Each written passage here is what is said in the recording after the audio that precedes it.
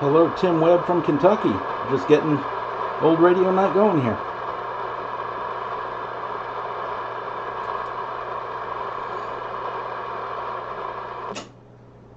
Hello, audio.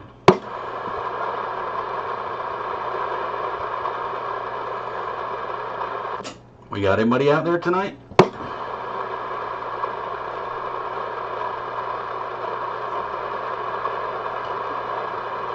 Might be early. Yeah, what's up, bud? Oh, old radio night. That's what's up. You're doing what? It's old radio night. That's what's up. Oh, gotcha. Yeah, I forgot. I'm babysitting tonight, so the kids got me occupied. Oh, it sounds like fun.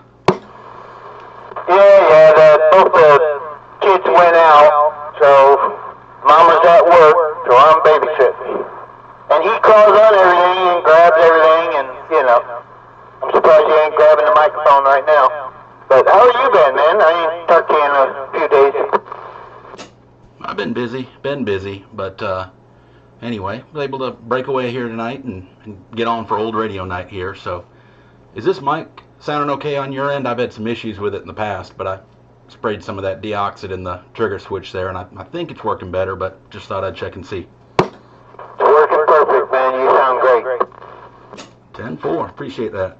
Yes, sir. You heard anybody else out there yet? No, I have not.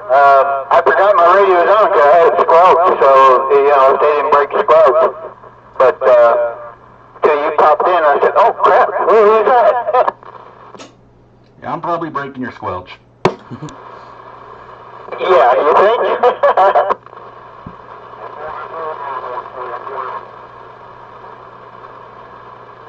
Somebody on sideband. Yeah, it looks like upper sideband from the gate there, but anyway, how have you been? How's the house hunt going? It's horrible, man, to be honest with you. Family can't agree on nothing. They don't want nothing, you know, nothing that I want. So, I don't know. They turn in a nice thing into a bad thing. Yeah, I can see everyone kind of wants, you know, what they want in one, but, you know, who's paying for it? That's carries a little weight in my book anyway. Yeah, boy. That's what I say. I try to be, well, you know, then they throw at me, well, you're not being considerate. You're just thinking about yourself and that's it, and blah, blah, blah, blah, blah, you know. So. Well, if they don't like the house, let them pick what tent they want to live in the backyard. Yeah. Well, my daughter, she's got the fight club thing going on, you know. Her sensei is, you know, booked her on a fight, and now she's doing the fight club thing. She's got to go to training every day, and, you know, that's a long drive. We looked at a house out there in, outside of Great Court, and I like it. It's got 2 acres. It's a big house. It's, you know, remodeled on the inside, and it's got a fucking pond on it. You know, I can go fishing on it. And I'm like, man, I like this. They probably don't like the location though. Yeah, what was that, a 20-30 minute drive to get up where you are now from there? Yeah, it said 35 minutes to here, back from there. Yeah, that's you know, as I'm getting older, that doesn't bother me at all because I'd rather not go to the store in town for stuff like that. But I don't know, as they're still young and doing stuff, they're going to want to be close. But I mean, get a car with good gas mileage. That's all I can say. Yeah. Well, they don't like that house because of that. And there's another house in Fountain Inn we looked at. It's on an acre lot. That's closer. The wife said, oh yeah, I can deal with that. But the daughter's like, this house is old. You know, it's built in 1971. It's a brick house. She's like, everything's old in the house. And it's got paneling walls, wood floors, and big rooms though. The rooms were built bigger. And the lot is really nice. It's a flat, squared 1 acre, exactly squared. And behind us is 200 acres of hayfield, you know. no houses or nothing. Not yet. So I said, well, you know, I like this. I could stay here as well. It don't have everything I want. I'm compromising. You know, no garage. It's got a attached garage on the house, but I want a shop in the back, you know, and I want sheds and things like that. There's nothing there. It's just a flat, open, fenced-in, boring-ass yard. 10-4. Yeah. I get that, but you know, one thing to remember too is, you know, that big hayfield might not be a hayfield forever, so probably be a subdivision the way everything's sprawling out before too long. But you know, if you wanted to put a shed or a little outbuilding or something like that on there, you know, those aren't that expensive and not that hard to do either. So that wouldn't be an absolute deal breaker for me. No, it's not. But, you know, I wanted something that I could shoot my gun in the backyard, I could piss off the porch and not get arrested, and, you know, that kind of thing. And I've been sucking it up and compromising on everything on that. And then when I compromise on this house, you know, then the daughter starts with her shit, you know. Now it's not too far, it's just the house is too old. You know, suck it up. I don't really care about her opinion like that, you know.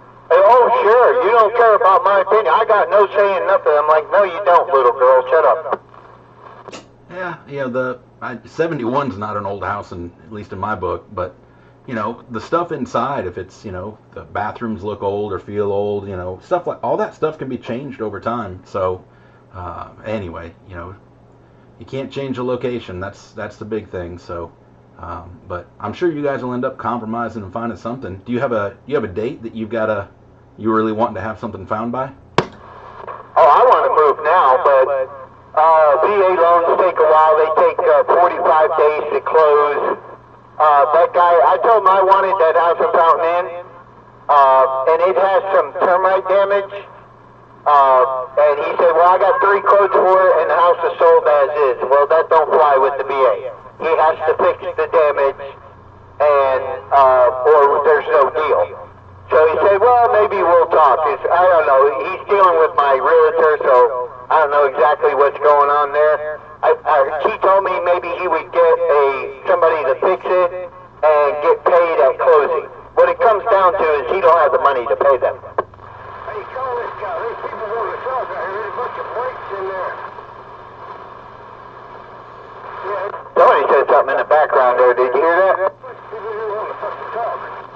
Yeah, I think that old crow back there. If that's old crow, hello, old crow. So I don't hear any other breaks out there. I only hear you and Hondo here. So just saying hello there, old crow.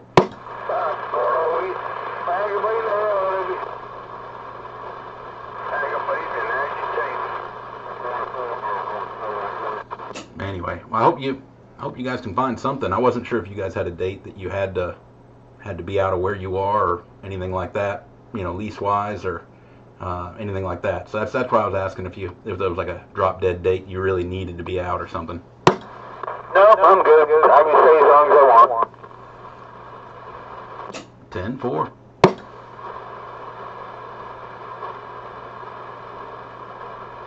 Good evening, old school radio night.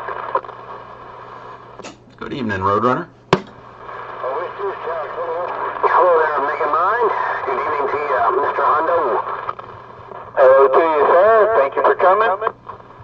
No doubt, no doubt. I do hear that other one out there in the distance. I'm sure if he's trying to key up with us or not. He'll be old Crow in the Carolina. Old Crow. Yeah, we definitely hear you here in South Carolina, Greenville area. Pick it up, man. So, yeah, just, I don't think I'm qualified to be talking. I don't think it's this Galaxy Moika. I don't think it's that old.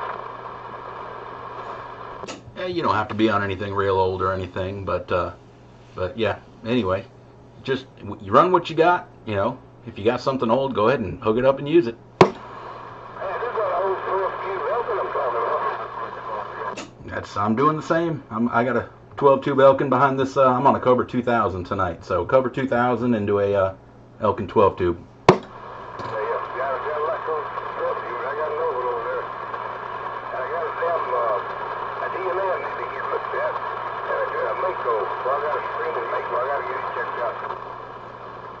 10-4, 10-4.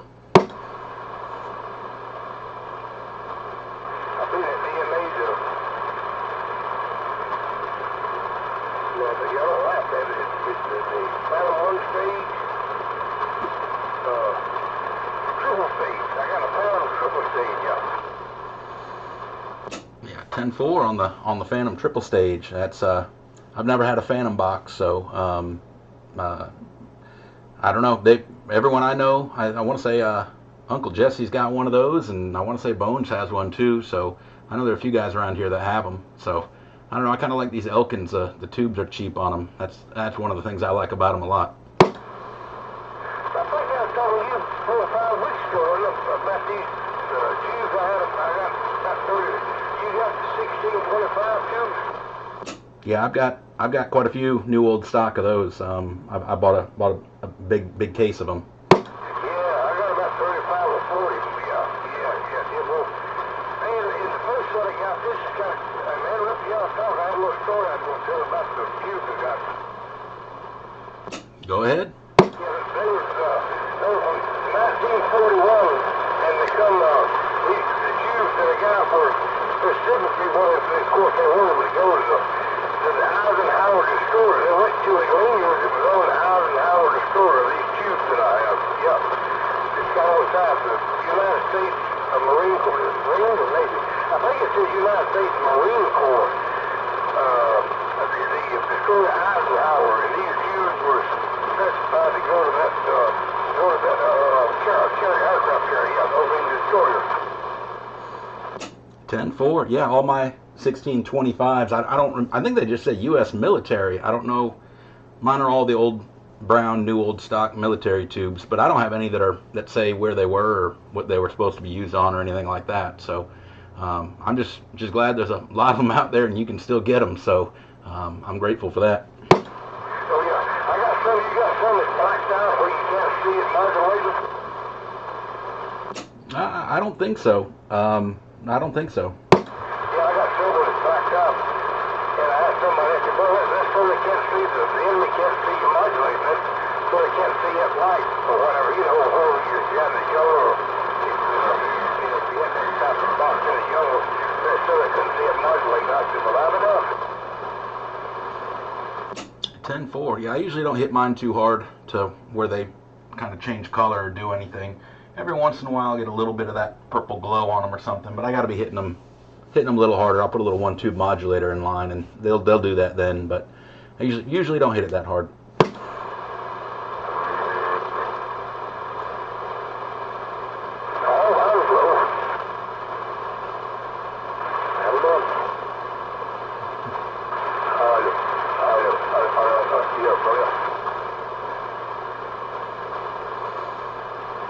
Anyway, there, fellas, I'm gonna get on the side here 1 second. I'm gonna go see if there's another one of these cold snacks in the fridge there. I'll be right back. What are you drinking? What y'all drinking? Hey guys, I got a 21 here. I'll be off the set for a minute. Y'all dropped out. I'll be back.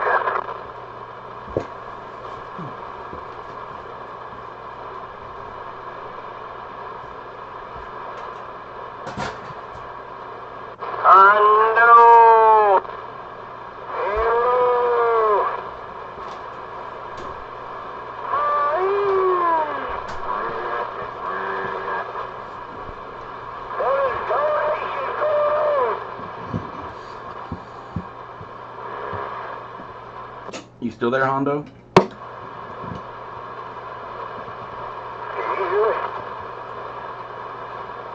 Hondo can.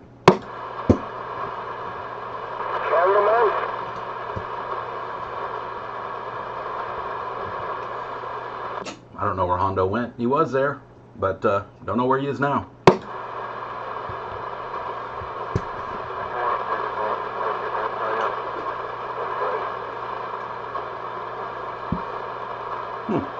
Quiet night.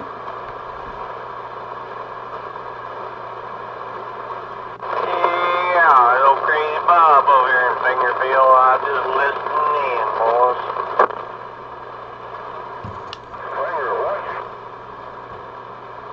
Hello there, Crazy Bob. Hello, how you doing, Crazy Bob? Just hanging out. Got the grandkids over tonight. 10-4. They'll keep you busy for sure.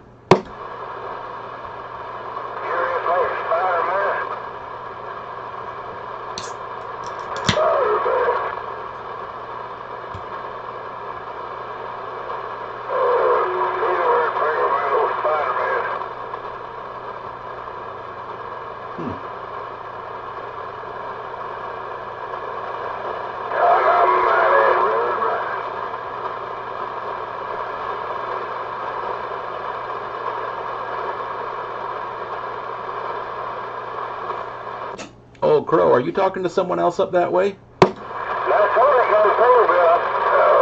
There's a guy there named Spider-Man in the first finger wheel. Then it was at the bottom of the hill. I thought he might know. I heard a crazy Bob come in there from Fingerville, but I don't think I heard a Spider-Man. Yeah, he lives there at the bottom of the hill.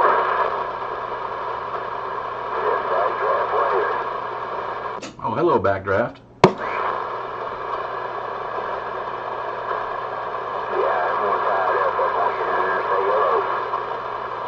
Well, hello, Backdraft. Glad to hear you out there tonight. So, I gotta hide my radio down a little bit, but I got a copy on you.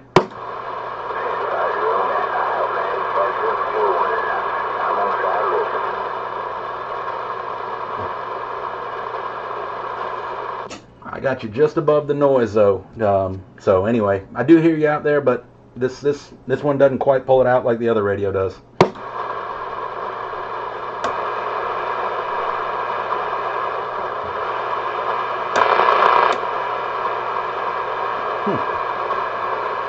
Quiet night.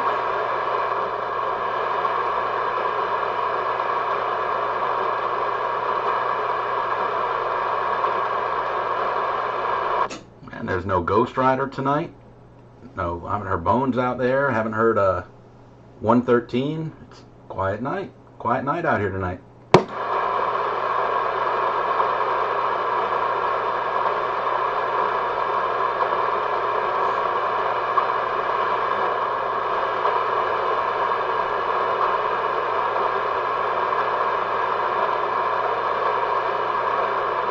Well, GR2 saying good evening, folks. Hello there, GR2. Yeah, I figured I'd pop in here right quick. I was on YouTube. I seen it was on today, and I forgot all about it. Seems like everyone forgot about it. It's real quiet out there tonight. I'm glad you came in there.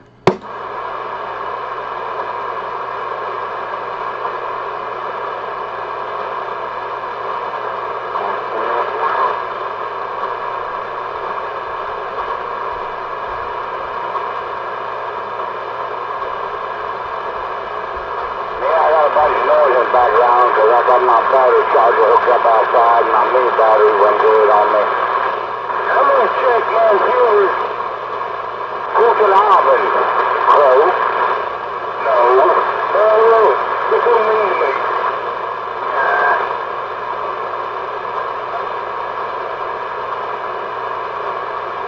I ain't going to check my sugar here.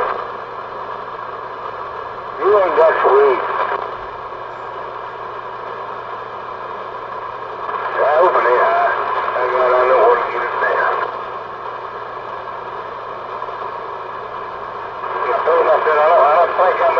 I don't think this galaxy molecules that old.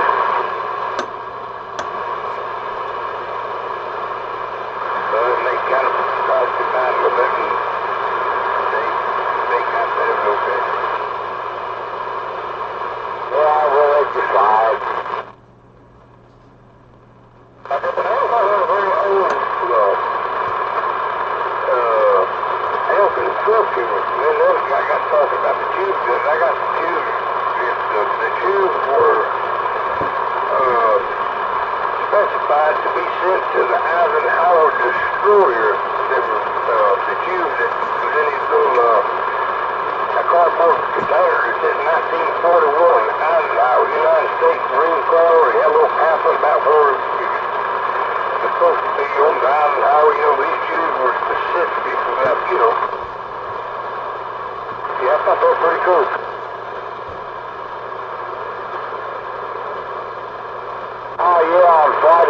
they got the antique radio thing going on over here on 21. They do that late times at night after Drew Fighter had his knife. He wants to get up and knock out a cup of beer. He wants to chase them, kill them. What do you call it? No, I had my headphones on. I was listening to music. Then I ran across it on YouTube. I was like, hell, might as well pop up in here. Sound like you're slurring your words a little bit. So are you, Crow. So are you. Yeah, that too. Oh, I've been in the moonshine and the beer and the pot, so yeah, I'm feeling pretty good right now.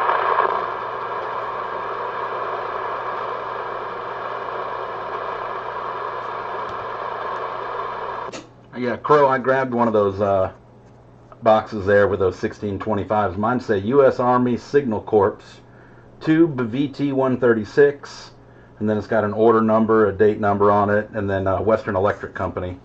So, but yeah, I got a whole bunch of these, and this is what this 12 tuber takes. So, I like that they're inexpensive and readily available. Yeah, that's pretty cool. You said United States Navy or Army? Mine says U.S. Army Signal Corps. Yeah, mine says United States Marine Corps. Eisenhower destroyer. I said,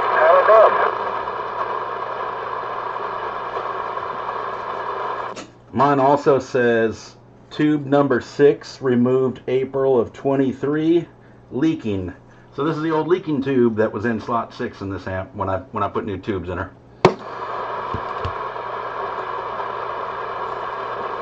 That's pretty cool. They've got it down to they use it, the tube leaking. That's pretty cool, man. Yeah, I wrote that on there when I pulled the tubes out. Oh, I thought you said the Army. When the Army pulled up, well, that's cool for you. There you go.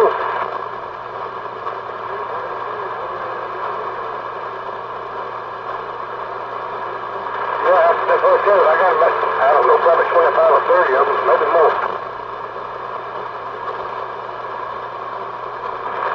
Some of them blacked out. I don't know what that was about. Somebody says just, I don't know, so might get a glare off of it or something. I don't know.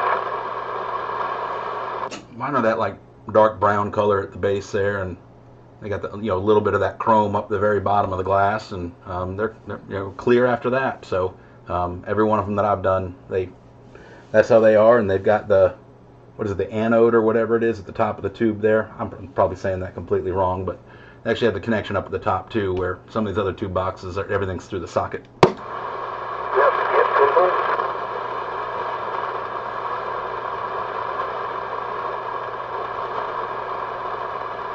Where'd you go, Ghost Rider? I'm right here. Well, hell, comment, you motherfucker. Say something. Something? God almighty. Hey, where's on you, man? Hell, she ain't responding to us. Now, this is serious, good, knowledgeable shit. I know I'm full of it, but come on, Adam. You don't get that way. I told that Electro one day, I said, don't get that way, don't get like that. I ain't getting no way. Yeah, you know me. I don't care one way or the other. You do.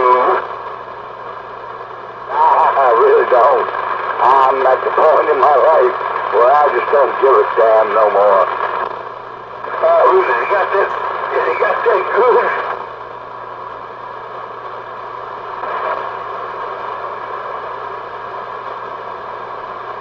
That's right, Music Master.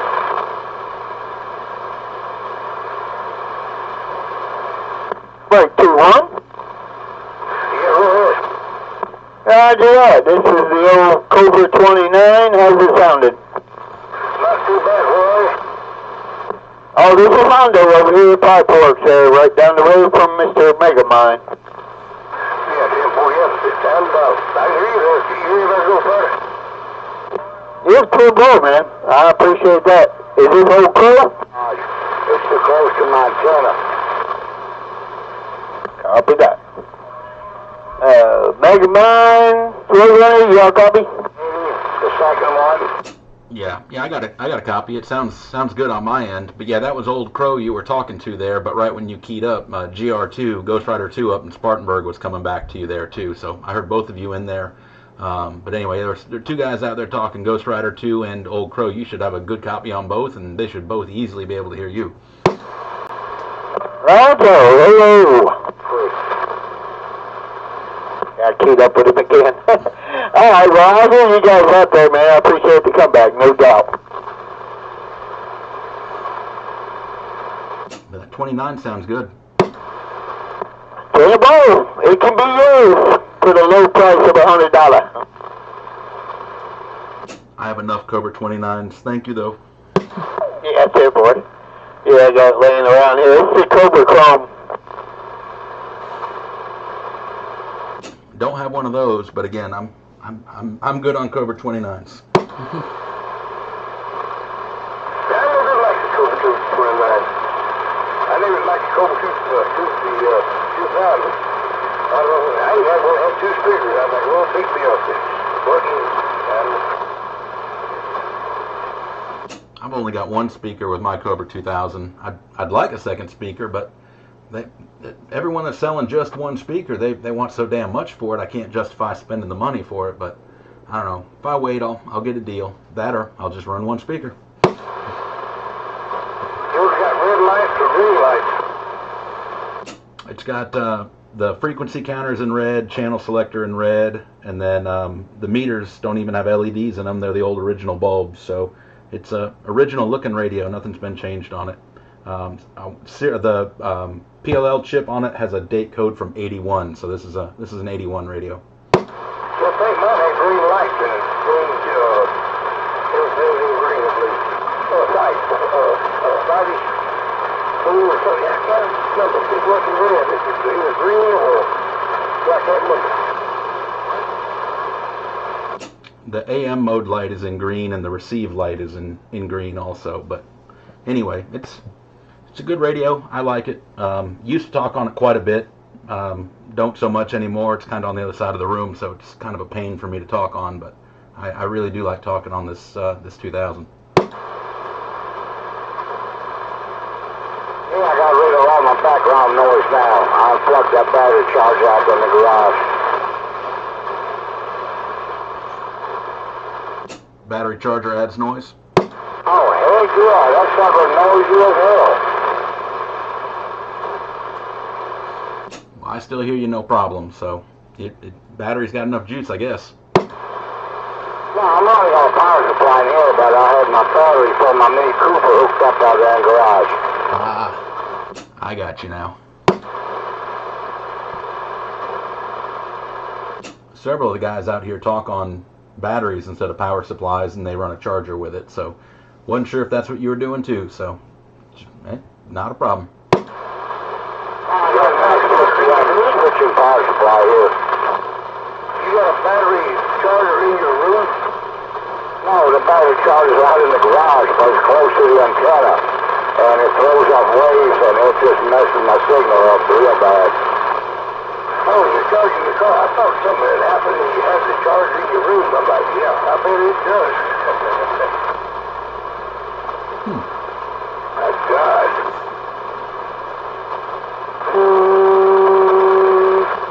Yeah, it's about what it sounds like. Okay.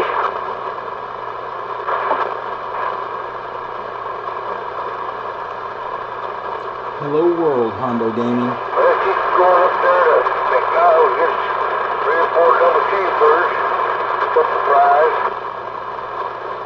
I went to Wendy's earlier. If you buy food at McDonald's, use the app on your phone. It's cheaper on the app than it is if you go there and buy it. Usually a pretty good bit cheaper. Yeah, that's what she just did. It was like, $4 or $5 cheaper, yeah. Yep, that's when I take the daughter into the clinic each week. There's a McDonald's right across from the hospital there, and I usually get 2 McDoubles and then a 10-piece McNugget, and getting that through the app, it's $3.57 for 2 McDoubles and a 10-piece. That's about the cheapest deal I can think of in food right now. Yes, about 8 or 9 bucks. It is regular. What's that one? Those 12 bucks regular way? I don't know. I wouldn't order that if it was just regular price stuff, but the 2 McDoubles are on special, and once a week you can get a free 10-piece McNugget with an order. So I do that each time I go to get the McDoubles there. Yeah, that's what I'm saying. How much is it normally? Do you know?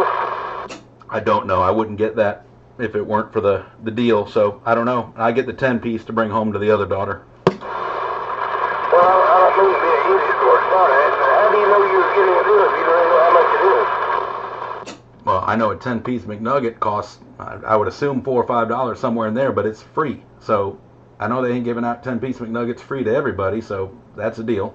Or double cheeseburger. The double cheeseburgers, they end up being 2 for $3 when you get them through the app there. So anyway, I think they're $2 a piece on the value menu or whatever, but I don't know. I don't eat at McDonald's a whole lot, so I don't know all the prices. It's just a quick and easy lunch on the way home from the clinic there. Oh yeah. The other half said we're saving $7.62. Yeah, so over half off. I'll take that. It is, yeah, that's right, yeah.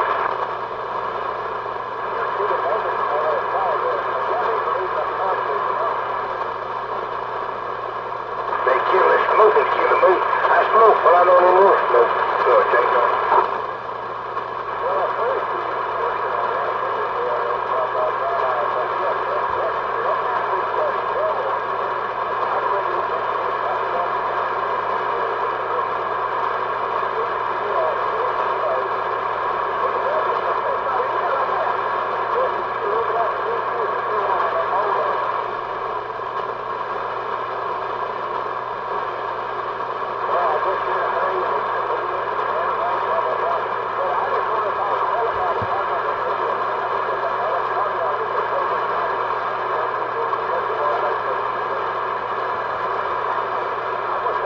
Extreme 2018 hand mic. Roadrunner still in there? There he go for tonight.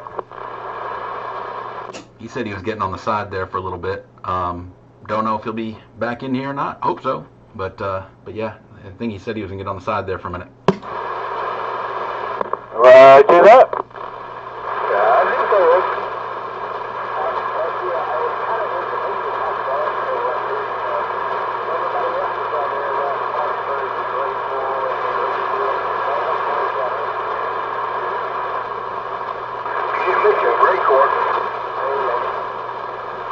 Hey Hondo, are you going to be looking at any houses this weekend? I think you went last weekend looking at quite a few.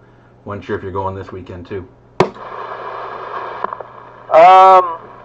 I just want one more house I got to look up in Spartanburg because I was told her I was interested in the one in Fountain Inn, so she's kind of working on that. But yeah, we'll still look at a couple more, I guess. 10-4, 10-4. It's getting to the point where I just go by myself and I have nobody else's opinion, so. That's better sometimes, though. That way you can kind of weed them out, and yeah, that way just, hey, you know, A, B, or C, or A or B, or I think this is the one. So anyway, hope you end up finding something. I know you've been looking there for a little bit. Yeah, I'm ready to move. But, you know, like, whatever. I don't know. SOCKS. Yeah, sometimes.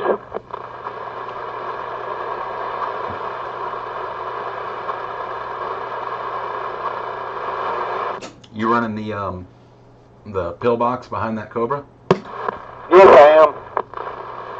10-4. Again, you sound good. I couldn't tell if you're running power or not, so you kind of blacked me out on receive, even without power there. So anyway, but it does clean sound to it. TM Pro, yeah, I'm looking at it on the SDS there on your live stream for sure. I really like that Cobra 2000, man. That's a good-looking radio. I always wanted one of those.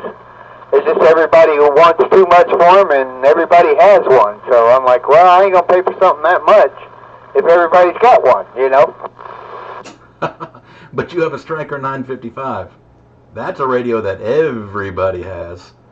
And they cost more than a Cobra 2000. Some people want more than a Striker 955, but I didn't pay anywhere near that for this one. So I guess I got a deal on it. But anyway, you can find them out there. You can find some deals.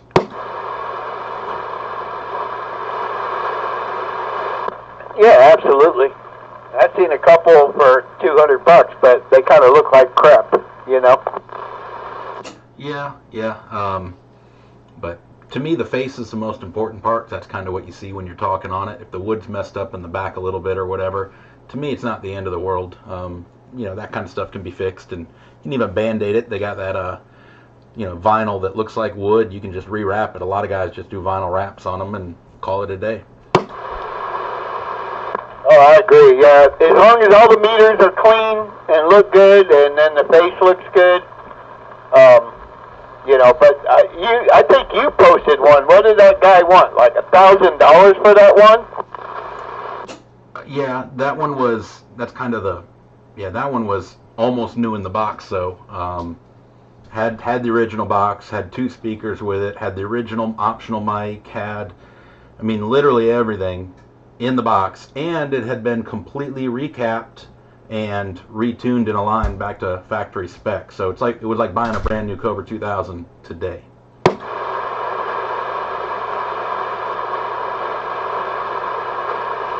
Yeah, that'd be, yeah. It didn't last long. It sold real quick.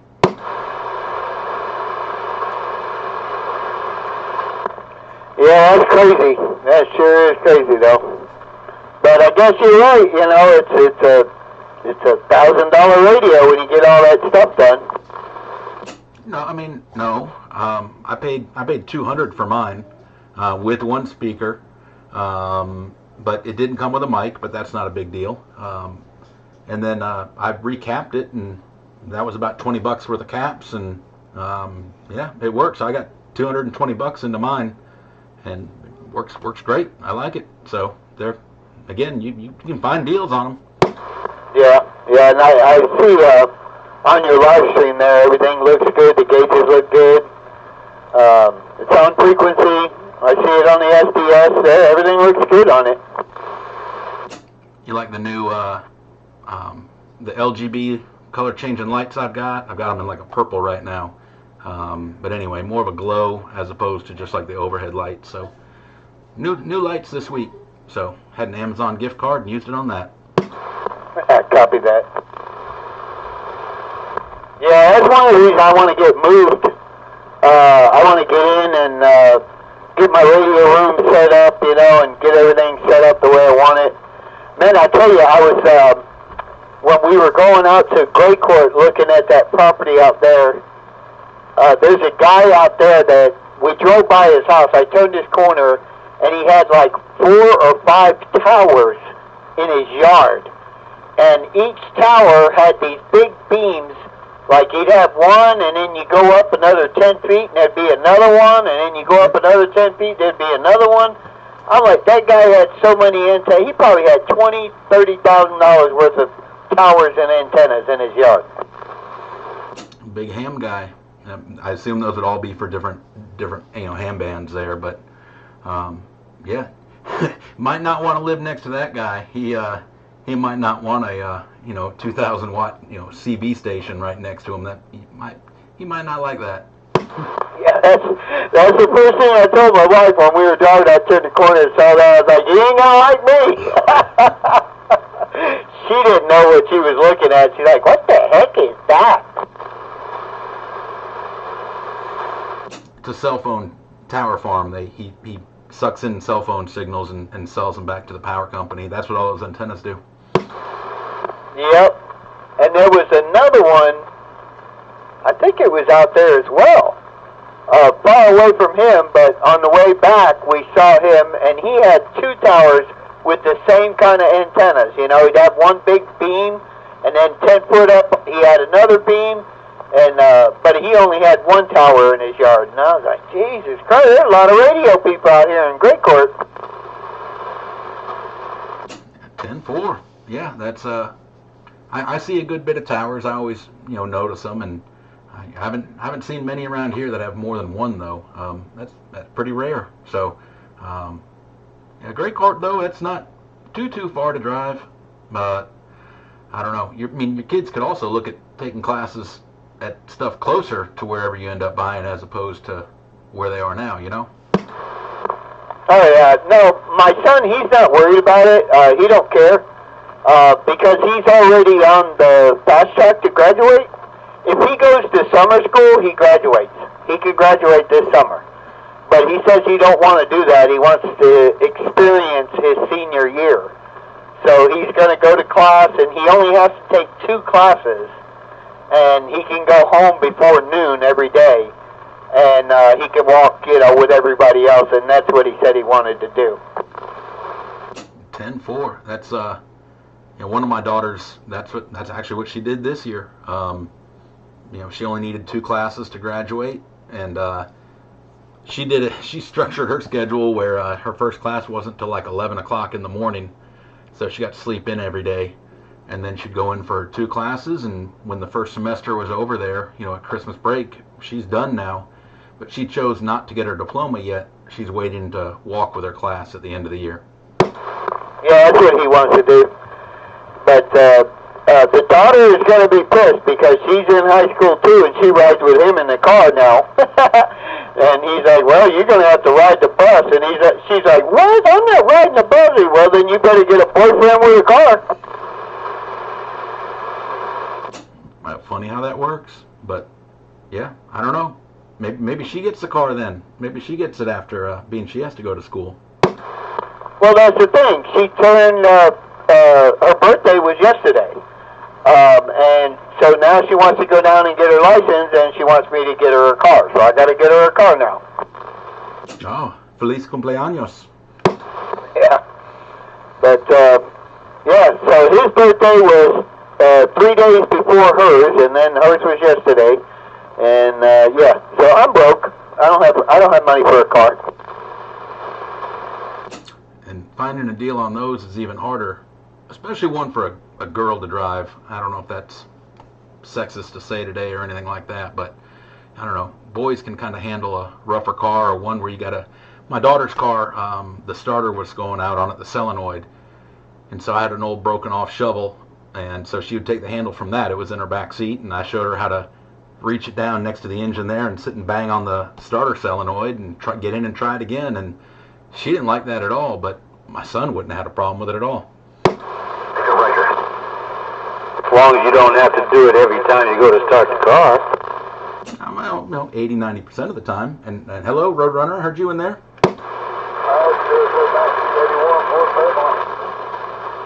Go, breaker. I appreciate the break there. How's this is nobody here. How's this D104 sound? Well, I guess I thought it was Roadrunner, so it sounded like Roadrunner, but no, D104 sounds good. Good to hear you out there, Mr. Nobody. Before you, I just picked this thing up. It's a new Silver Eagle, and I'm just checking it out, making sure they got no bugs in it. What radio are you running that on? Oh, a striker, but I got it turned down. I got the microphone turned down. 10-4. Yeah, when I run the D104 on a striker, I got that mic just all the way down on the screw on the bottom and just barely cracked open, and I still got to run mic gain pretty low on the radio. But they do sound good. I like them, so it's a loud mic for sure. Well, I got her turned all the way down, but I do have the mic gain on the radio all the way up. Is it too much? Now you start to sound like yourself. Yeah, I think it sounds okay like it is. It sounded like my other one. There wasn't no change, about the same. Well, it did at first when you had it turned down, but now you turned it up, it sounds like your normal radio. I don't need to change it. Well, I haven't changed anything. It's the same thing. I got the D104 turned all the way down just to click up, and the striker wide open. And 4.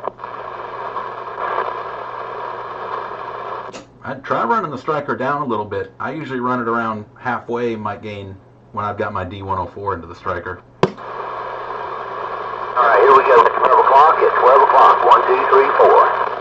And that's clear as a bell. Bring it up a little bit. There we are at about 1:30, 2 o'clock. There you go. You got strong modulation on me. Everything's staying in the channel on the waterfall, and it's loud. So I mean, you were louder with it wide open, but it wasn't. You sound a lot better where you are right now, in my opinion. Appreciate the radio check. I'm gonna go look at your live feed and play it back for my own ears and listen to what I sound like. 10-4. Check out my fancy LGB lights I got there too, lighting up the radio all purple. Yeah, I see that right now. It looks good.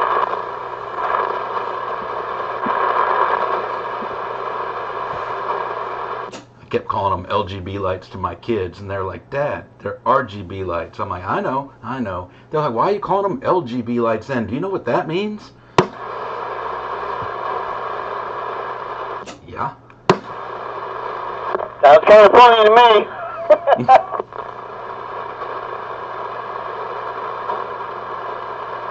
Even there, UDX 3030 Scottsdale.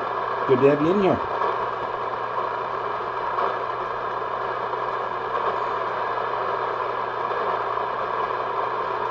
But good luck car shopping for your daughter, Hondo. Good luck. That's my daughters complained. I got them when they were driving. I got old company cars from where I was, and anyway, they're what? Geez, 19-year-old Toyotas right now. So they weren't that old when we got them, but they work and they like them now because they cost nothing to keep going. So that's good. Yeah, that's funny, you know, because I gave Ty the Honda, and we just got it out of the shop. It had the new bumper put on. It's been painted, the front end, new headlights, new backlights. So it's starting to look really good. He wants to tint the windows now and lower the car with new struts and all that. But she's like, "Well, you gave him a car. You bought him a car." I said, "Well, I gave him our old car." But she said, "I want one of them four-door Jeeps jacked up with tires on it." I laughed at it. Yeah, so do I. Good luck with that one. You're getting a Toyota Camry for about $2,000. Yep. You know, I don't know. I really think everyone should start off with kind of a crappy car, somewhat reliable, but I don't know. It makes you appreciate it that much more when you actually end up getting something a little bit better. So, but yeah, it's I started with an old Chrysler New Yorker, cheap Jeep, and I had tons of problems with it, but learned a lot. And when I finally got something a little better afterwards, let me tell you, I appreciated it.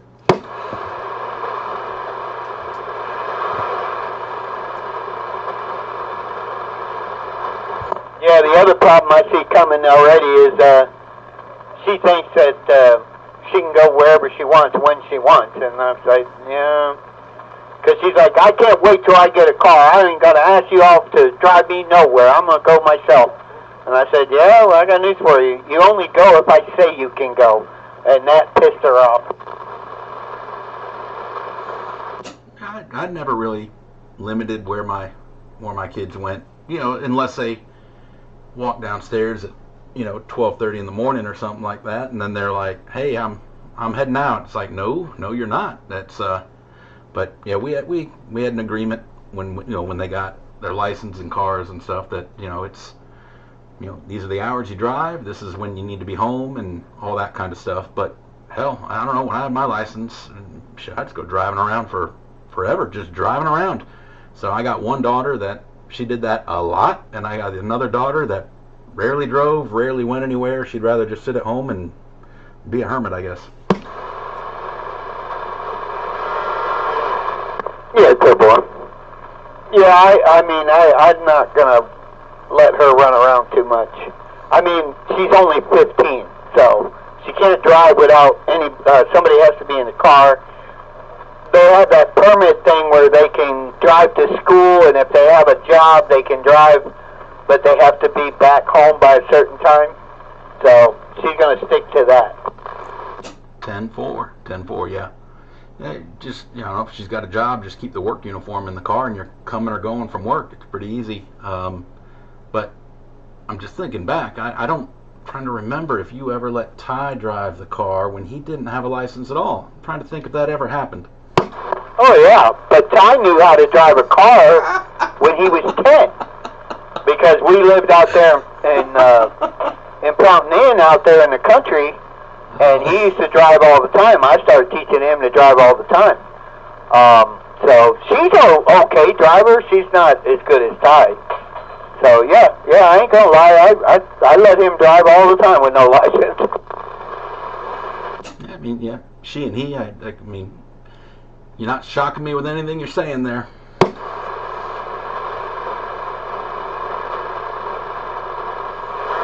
But it is what it is. I mean, she got to realize she's a girl, he's a boy, he's a big boy, he can take care of himself, you know. So, you know, she's just going to have to deal with it. That's part of life. You're a girl, and you're daddy's girl. So until you're 18, you can't do what you want.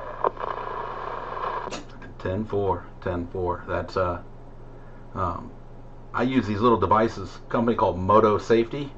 And they plug into the OBD port, the onboard diagnostic port under the dash there. You slide this little thing up and in there, and anyway, it tracks the car and everything about it. And anyway, I've got those in both my daughter's cars, and I know where they are, when they are, and all that stuff. So get alerts when they enter places I have marked and when they leave those places. So it's anyway, they're neat little trackers. Highly recommend it. Highly recommend one. Kids know how to defeat the phone tracking. Yeah, all I have is Life 360, you know, shows me when she's going down the road. It shows me Ty, too. I busted him a couple times where he was doing almost 80 miles an hour. And I said, boy, that ain't going to fly. And he said, well, Dad, I was on the highway. And I said, okay, well, that makes it better. I'm glad you wasn't doing that down a side street. I'm glad we didn't have those when we were growing up. Jesus. Yeah, it's a good thing they didn't see my record. But, you know, I left home when I was 13, so when I got a car, I didn't have no parents to answer to. I was just glad I didn't have to take the bus no more. 10-4, 10-4.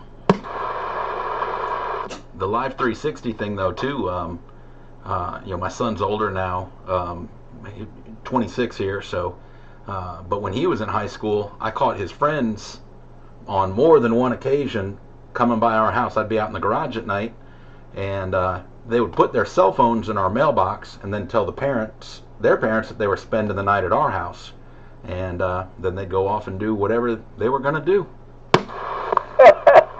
Copy that.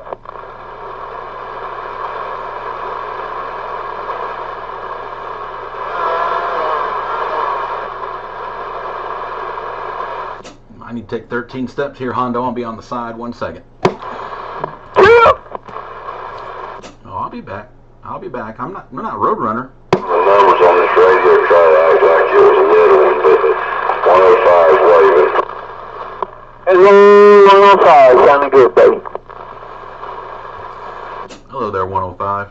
Until you figured out before I got out of here, I'd try to wave at you. I got some people up on 24 talking right around me, man. I can't hardly hear anybody, but 73, you got best to everybody on the band. 105 said, away. 10-4, 105. 10-4, 105. Sounding good? Sounding good. So I've been told these old radios and the Elkin splatter a bit. So if I was causing any noise up on 24 there, sorry about that. No, it ain't y'all by no means. There's a bunch of them up there. Oh, well, it's bleeding on me for some reason. I'm hoping I ain't bothering y'all, but y'all have a good one there, my friends. Oh, well, we'll catch you around the band another day, another time. It's not me, CCR with a wave. I'm gone. Leaving after 105, Megamind, CCR, and I believe Hondo out there. Everybody else on the channel. Man. Evening time, everybody. I'm out. Evening in there, everybody. I'm in the middle of 13 steps. I'll be back here 1 second. Don't everybody take off. 44, just a minute.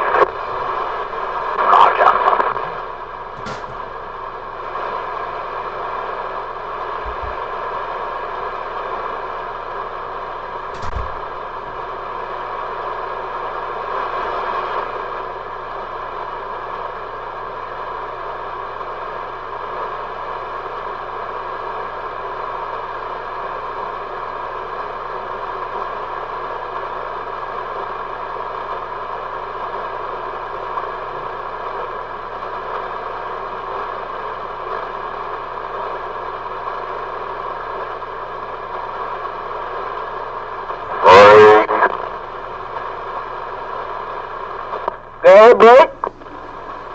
Yeah, who's out there?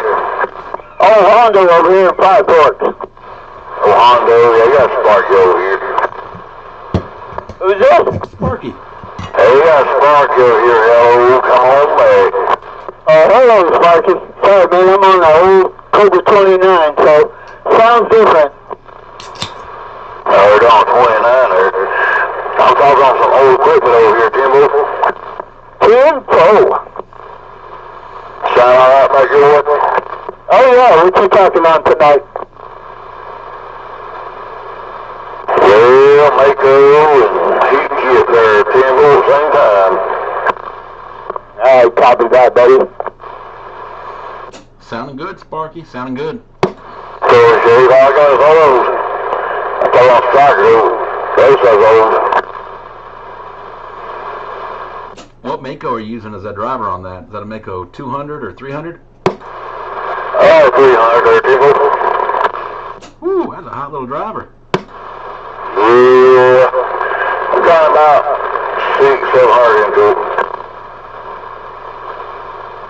I don't know how much you should put into it, so want to say I've heard 300 watts a tube. I think that's what I've heard. Yeah, I don't know what. I ain't keyed up now. I'll let it cool down a minute. Not a huge difference on me, so yeah, you're loud both ways, so. Well, I gotta let it cool down a minute there, and I'll get them tubes a little bit red there to let go.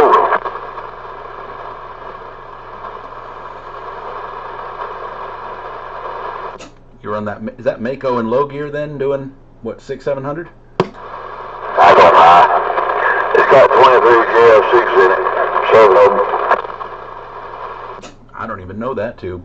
I'm not familiar with that one at all. That's definitely not the, what is that, the 8950 or the, what, 2057 that they came with? Yeah, that's on my Elkin tubes. So I put in there, converted it. It's got the same socket. And what tubes are those again? 23 JS6. Man, never heard of that 23. Is that normally at the beginning that's the voltage? So those run a 23 volt. Was that plate current on that or plate voltage? Yeah. Okay. Is that the same that the 8950s run at? I think so. They had to reconfigure, rewire it on the bottom of the socket, change a couple wires around, and the bias, I think, had changed up. 10-4. It's working. That's one of the reasons I've kind of not picked up a Mako for myself is those tubes are just stupid expensive. I can retube this whole 12 tube Elkin for less than it costs for one of those tubes in a Mako 300.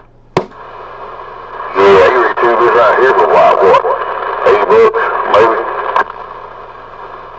10-4. So, but anyway, it's sounding good. I messed with that Mako 300 that Salty was running for a while there, and anyway, ended up having a couple issues with it. And we put a couple new tubes in it, took it over to 113 there, and there was a problem with the high voltage side underneath in the rectifier. It was basically bypassing the rectifier, and yeah, even ground was connected over to the high side, so that's why I had that hum in there whenever you would key. Yeah, well, I got a BOJ 500 I want to use for drivers in my car. I ain't bought this out yet. And what's that again? You said a BFJ 500? A BLJ 6500. I don't know what that is. You're learning me some stuff tonight. Yeah, the whole amp, you know, it's got a flip-up top on it. It's kind of really old there, typical. Tube box? Of course, yeah, tube. Yeah, I'm still calling these right now. My feet switch over to pills. Yeah, I mean, nothing wrong with either one of them. So, but yeah, that's I don't know. I like the tubes. Just got to be careful with them.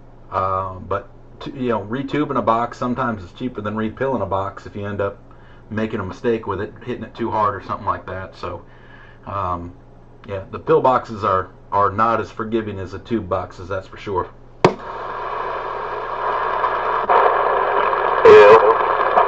Yeah, right there's a flip pedal. Do that again. I'll look at the radio. I was looking up at the gate there.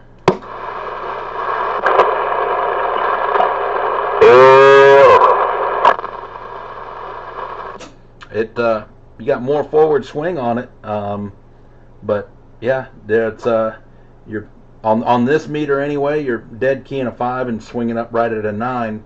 But no one really puts this one in the red, so I probably need to adjust the meter on it a little bit. But even Hondo over here doing a whole lot of power only a few miles away isn't putting the radio in the red, so probably need to adjust that. But sound wise, they both sound good. Not really a difference. You make all the background noise go away as soon as you talk, whether you press on the pedal or not.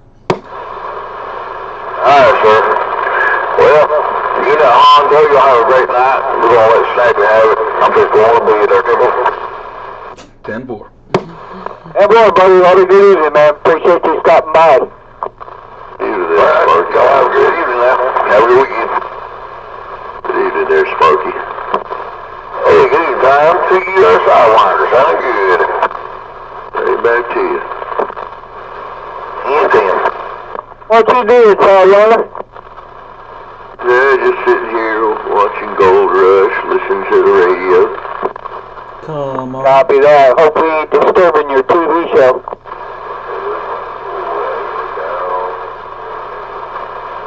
No, man, shoot, man, I'll do it every night, man, sure. All you really care about is the weigh in at the end anyway. That's right. It's insane, man, how much they can come up with sometimes. 300 and something ounces. God almighty. You know, I wish they would say, you know, they're like, you know, he got 300 ounces. He cleared $600,000 this week. Well, how much did it cost to get that, though? How much diesel did he burn? How much in wages did he pay? I wish they would say that too, because some of those guys run well and they make money, and other ones, they might pull gold out, but there's no profit. It's not run well, so it's all just, it's, you know, no profit. So anyway, I wish they would show that. Oh yeah, they mentioned old Parker, you know, he had $2 million into it and only made $1 million, so, you know, they got to make up that other $1 million and then make a profit. Yep. So I haven't seen this newest season at all yet, so I don't know. We usually kind of wait till towards the end and then binge watch all the way through it. But we've watched this since the beginning, along with the little spin-offs that they've got to go with it. So it's a fun show to watch. I do enjoy watching that one. Oh yeah, I don't even know anything about the episodes. I just turn it on. A lot of times I haven't seen them.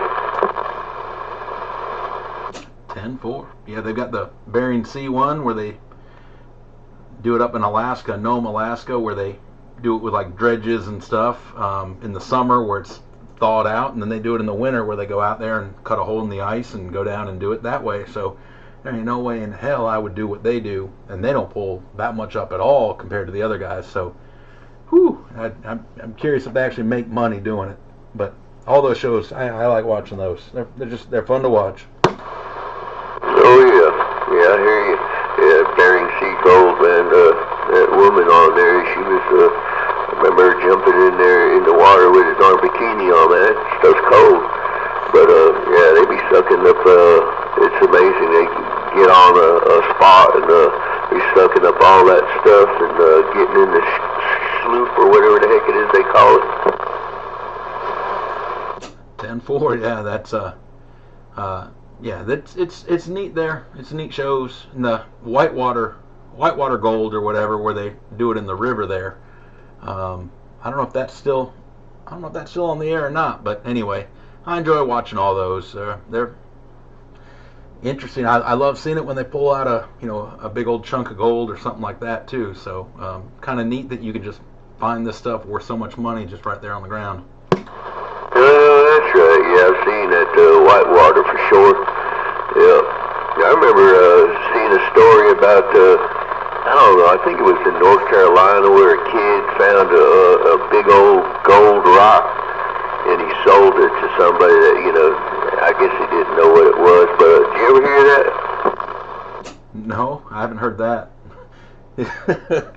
Who takes advantage of a kid that found a big old gold nugget? That just, I don't know. No, it's so wrong. But yeah, I think it was like 3 pounds or something like that.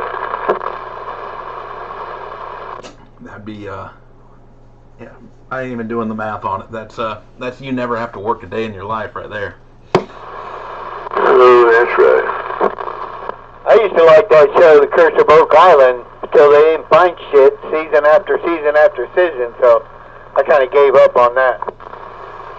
Yeah, there's no reward in that one. It's always just disappointment. So Gold Rush, there's at least one team every week seems to hit it big, so they always got the winners and losers in them. But yeah, that Oak Island one, it's just like, damn it, man, find something already.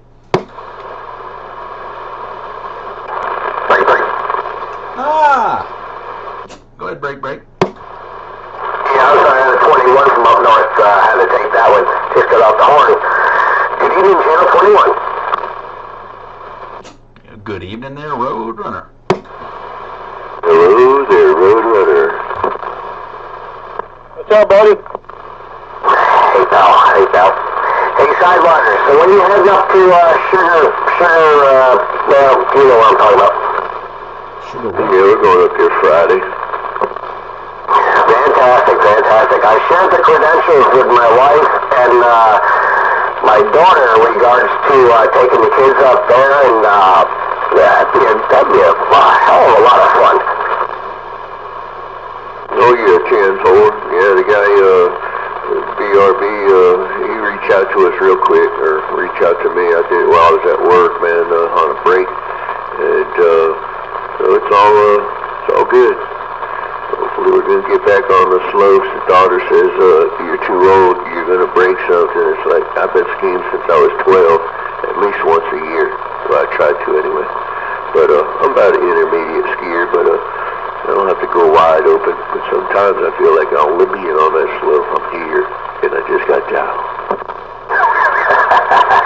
Yeah, stay off the triple, stay off the black diamonds and whatnot, you'll be alright.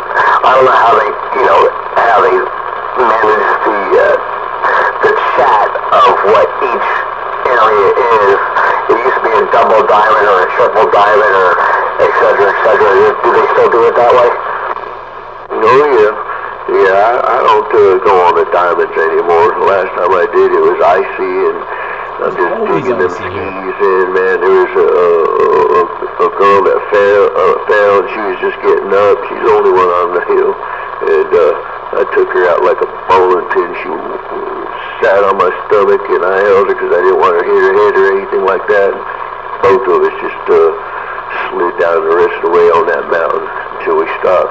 She just said, "Thanks for the ride." I can imagine. Yeah, I don't know if they still had it like that, but they still got the pumpkin lanes, for advanced, intermediate, and, beginners and whatnot, right? Oh yeah, they got them all, man, for sure.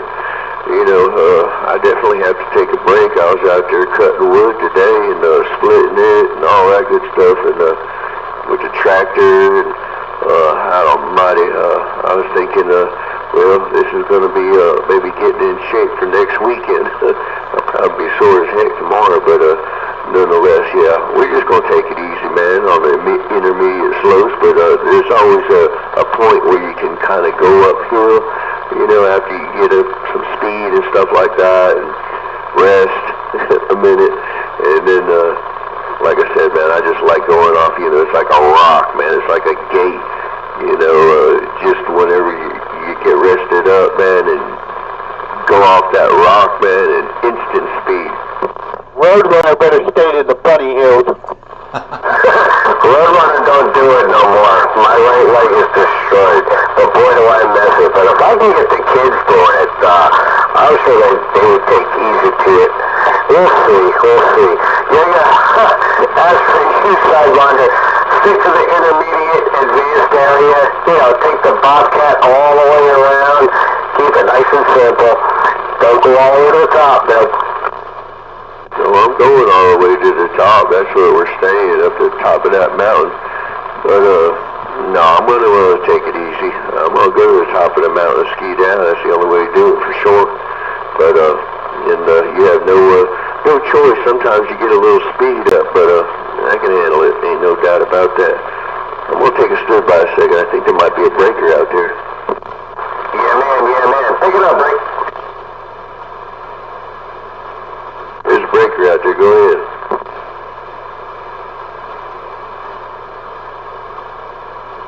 Might have been skipped. Go ahead. One of those places up there, I don't know if it was Sugar or Beach or one of them, they even have where you can do tubing there.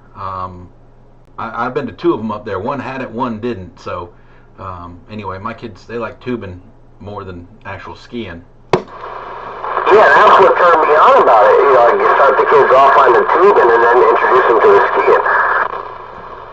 skiing. 10-4. The snow down here is icy snow, but next weekend might be nice because it's supposed to be cold all week, like real cold. So it might not be all icy up there. Yeah, I've been up there with the snow and stuff, man, and that powder. I get it now, you know, they always say West Coast is more powder, and East Coast you're skiing on ice. I've been to Sugar many times, and I was up there when it was snowing, and you can get definitely more vertical, and, you know, go, you know, kind of slalom, and, you know, you're in control, you're not on ice, man. What a difference.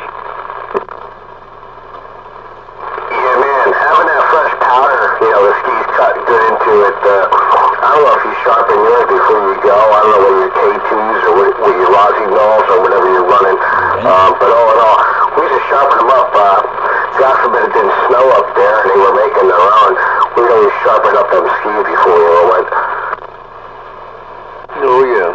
Yeah, I bought some 180s. Now, those are some tall skis now. I don't know what I was thinking, but I used to ski on them for sure. Now I just rent, man, you know, 160s. But I could ski on them 180s. You can definitely go fast with them things. Hell yeah. I don't know, I bought some 150s, 130s to 150, something like that. And, man, they were fun. But you should kill yourself with them. I can. Yeah, my daughter says, you know, she's wanting to go to Alpine and just rent. But she had booked a trip. I told her first we weren't going.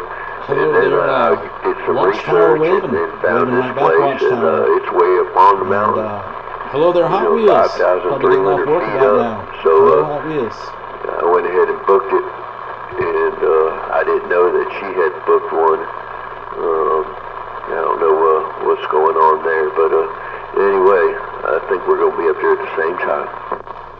Awesome. You'll make it work. You know, on the ski rental, anything over your nose, just to your eyebrow, that's plenty. Anything above that, that's too much.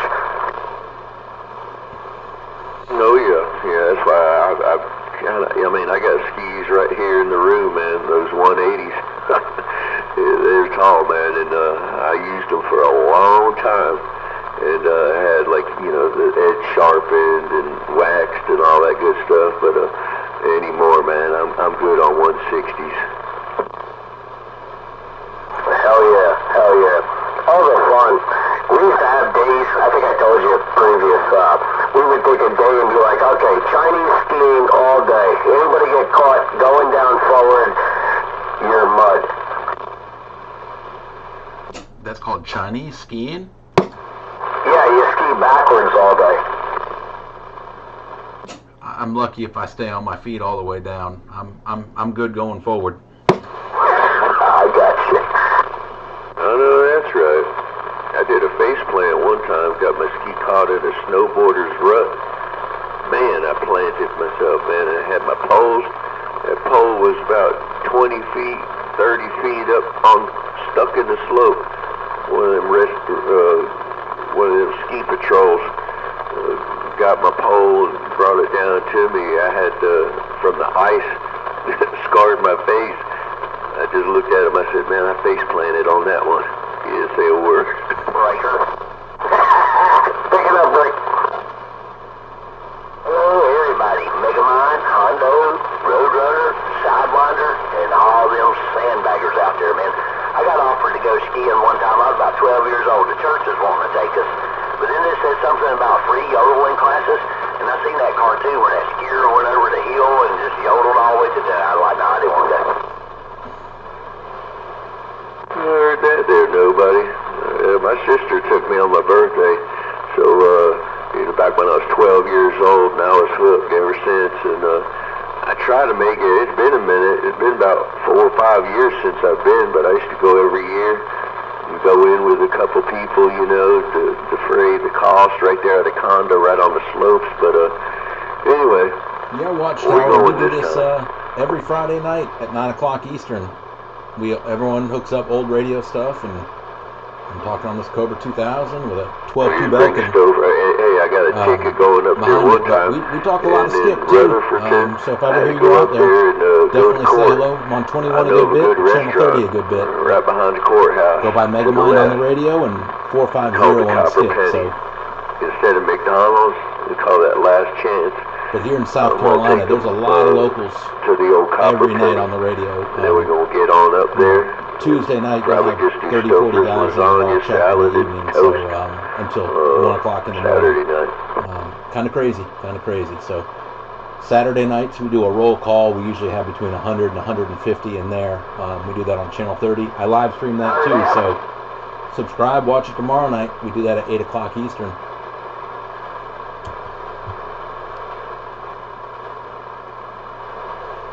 Mr. Nobody, did you like the way that D104 was sounding on the live stream there? How you heard it? Oh yeah, and it did clear up when I came down with the mic game. I'm back on the other Franken mic, the Franken D104 right now. I did find the issue with the new one. The spring on the back out of the base, if it moves to the left, it won't key the microphone, so I'm going to have to go in there and see what's going on.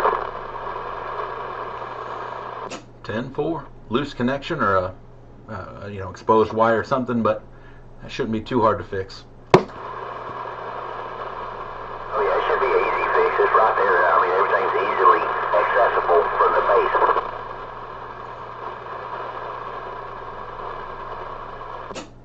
10-4. 10-4. Hello, Mr. Nobody. Roadrunner. Yeah, I'm sorry, I had another 21 here. Yeah, man, glad nice to hear you in there. Hopefully you're doing well. Oh yeah, doing great, man. Picked me up a brand new looking Silver Eagle D104, man. That thing's pretty. Outstanding. Is that what you're on right now? No, I'm on the Franken mic, but I was on it a while ago. It's got an issue, like I was just saying, I gotta go in there and see what it is. It's something simple.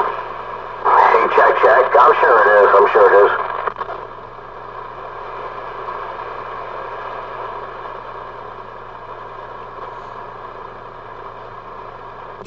On the whole skiing thing there too, circling back to that, I've never owned skis. I don't ski enough to do that. I usually do it once every few years, and I always just rent them. I like those parabolic, like the curved skis. I'm not an advanced person. I'm fine with that. I just enjoy doing it, but I always rent. Never owned anything like that. Yeah, that's what I read. Parabolic. As long as you're they go fast. I'm like an Olympian down that slope, man. I'm teared up. Ain't no doubt about that. Of course, I was telling somebody, you know how us older folks get, you know, our brain says we can do something, but our bodies just ain't cooperating. 10-4, 10-4 there, Sidewinder. And Roadrunner, go again with that. I heard most of it, but go one more time. I was listening to what Sidewinder was saying there. You know, I was thinking about a couple of times when I first got introduced to that T-bar way back in the good old days. You think you could sit back on that thing, and instead you let that thing fly up and smack the other guy in the ass. What was that on? The T-bar? Oh, yeah. Yeah. Yeah, it's what you do to your kids. Yeah, the T-bar is just a, you know, it's just a lift. It's just a T, but it's got a good spring to it, and it also pulls the rope down. But if you're going to sit on it, you got to let it drag you and let your skis drag you up the mountain. But if you're going to sit on it, it'll pull you down, and you'll wind up, you know, putting tension on it. But as soon as you fall off of it, that freaking thing will fly up and smack the guy in front of you. They do. I know what you're talking about now. Yeah. If you go up to Sugar, I think they've got more of the traditional lifts where you're going to be airborne going up there. Yeah, they got a quad lift up there now. That thing's nice. Get you up there to the mountain, the top, real quick. Sweet. I was going to ask you if they had a gondola up there or not. Not a gondola, but they have a quad lift where you can hold 5 people, I think, man. Oh, And Edward from it Eastern books. Kentucky. It goes up a whole lot faster than it used to. It used to Welcome. take you 20 minutes to get to the top of the mountain. They got a quad lift on there now. That's what's Edward was up. talking on old stuff tonight. Nice, nice. Is there an Except for the area guy up we're there you talking can jump second off about. it to go on down to the mountain, to the woods? Well, to the woods. You remember the good old days, you know, you'd be going through going on up, you could go ahead and jump off that sucker and take it on down and go through the woods. Not like that here. Yeah, they got snow machines where they make the snow here. So not like it is up north. So you go in the woods, you're gonna run out of snow. Something like that and try to hit it. I got 2 for 1. Sorry. Cover me up there, Sidewinder. No, he got 2 for 1. Saying what, Brad? Megaman? I'm just saying, down here the skiing's not like it is up north. They run snow machines, the snowmakers. You know, every once in a while they can do it all natural, but they run them only on the slopes. So if you go off the slopes, there's no snow. So if it gets warm during the day, it starts to melt, and then at night it freezes again, and that's why it gets icy. It's a little different than it is up north, but if it can just stay cold, that's when the conditions are real good. So if you're going next weekend, you should have real good conditions for the south. Yeah, as long as they're making snow like they do, man. Like you said, man, they're constantly making it, man. When it gets down there cold enough to run them, man, they're running 24/7 for sure. It'd be nice if they got a little precipitation up there for sure. I've been up there, man. I love it, man. It's like, wow, what a difference, man. You can get, like I said, more vertical and be under control, man, on ice. God almighty, I mean, you can get it to speed up, man. I've had the whistle blown at me Ice, of course you have speed. more than one occasion, you know. I get down there all crouched down, and the ski patrol be blowing their whistles at me and stuff. And then I just kind of stand up, and, like air brakes on a jet. No triple backflips. Did they be telling you to slow down and knock it off? I only got one speaker with mine. Yeah, because I'll tuck I down can't like a justify darn buying another speaker. They want too much racer, for a damn man, going speaker. down to the steep part. And I'm in We usually control run and a everything, D104 but on it, yeah. but running the Extreme No 2018 hand kidding. squeezer. It's This been a has good a minute echo since I've controls been, in the back there, so but I Has a didn't know little that echo, they served other the than stock control radio, for so. the, you know, anything. I had no idea. Yeah, they just don't want me to run into anybody or anything like that. I use people as poles.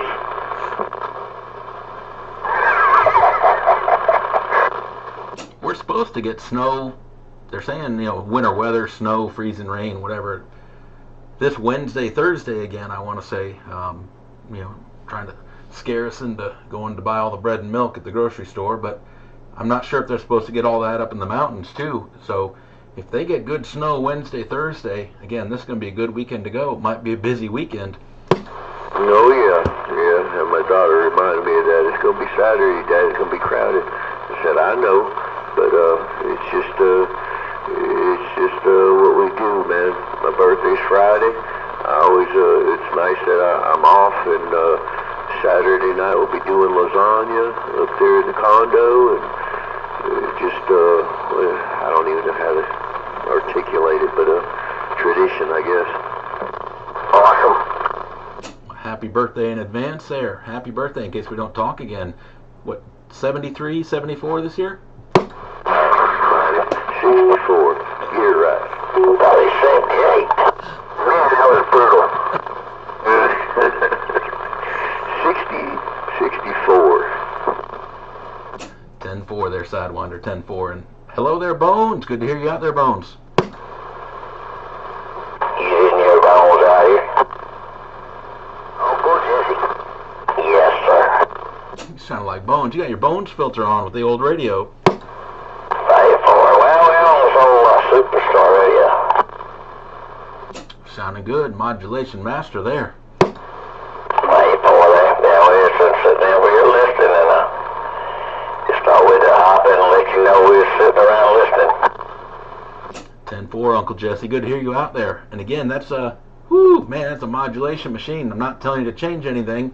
She's a loud box. Doesn't sound like you normally do. It's got more of a bone sound to it. So, again, I still thought it was Bones out there. So, anyway, Uncle Jesse, good to hear you out there. Hey, boy, I get you a little bit later there. For sure. So, y'all go in. We're just sitting around listening. Hello, Uncle Jesse. Good to hear you out there. You're doing well. We getting better every day. Just popping more pills, and they're about to get me back up to where we're supposed to be. 10-4. Well, that's good to hear. Hello, Uncle Jesse. Hello, Uncle Jesse. Chow chow. Sounding crisp. Hey, boy. We heard a whole bunch of them in there. We won't call names, but appreciate the hellos and the concerns, that's for sure. But we doing okay. Back on the radio, buddy.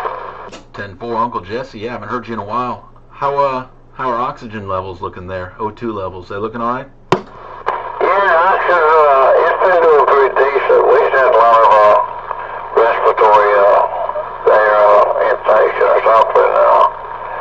They got us on, I think it's about 7 pills a day for the next 4 days.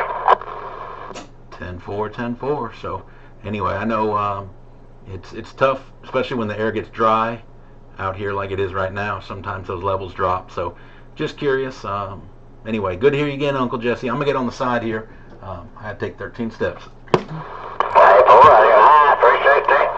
Oxygen seems to be hanging in there pretty decent. Of course, we always use oxygen when we sleep anyway, that sort of helps us out. But top of the evening, everybody. We all get back quiet and listen.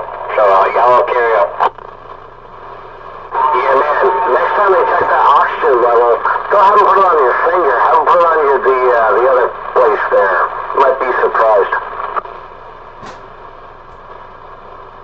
Any motivations, Uncle Jesse? Just want to say that. I do. I appreciate it. Just a wore out radio over here, but doing all I should do. That's about it. Well, glad to have you back, man. Glad to have you back.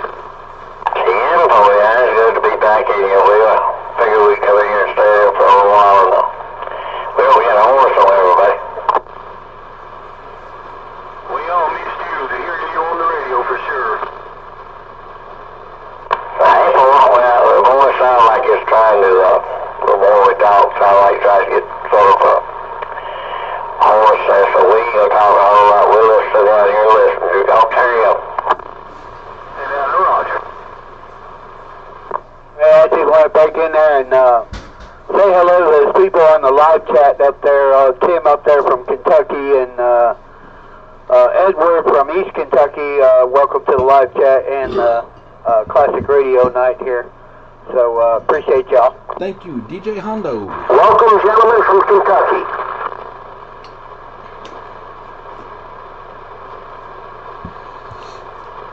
The live chat's been kind of consistent tonight. I try to keep an eye on it when they pop in there. So anyway, there's been a few out there. So, but yeah. Anyway, I'm back. Yeah, I just wanted to recognize them and welcome to the channel there. But hello from South Carolina. You have to go back and watch a live stream after this too, because I talk to them when I'm not keying on the mic. I'd like to talk a lot, so I even talk when I'm not talking on the mic. Fun stuff. Cool. I just turned it on, that live feed. Holy crow. That's alright right there. Yeah, man. I'm trying to turn the beam around to see if those guys are keying up or not. You like those new lights I got there, Sidewinder? Looks all purple now. Yeah, it looks like you're sitting there smoking a big fat one with, you know, Superfly. Got the Elvis Presley blacklight poster in the background. It's just these LGB lights, the ones you can change the colors on and everything. That's just running those. Got kind of a purple, kind of where I used to talk. They had a light similar, and I watched an old live stream and saw it. I'm like, damn, that radio looked good over there. I heard that, man. It comes up real quick too, man, whenever you transmit.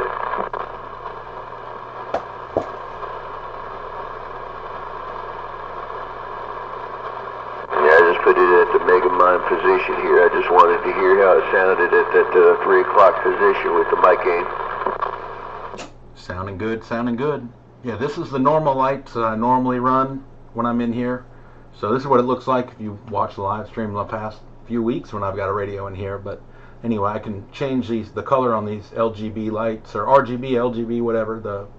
I can change the color on them. So, but anyway, I think it looks better with the purple lights as opposed to the regular lights. Oh yeah, I agree.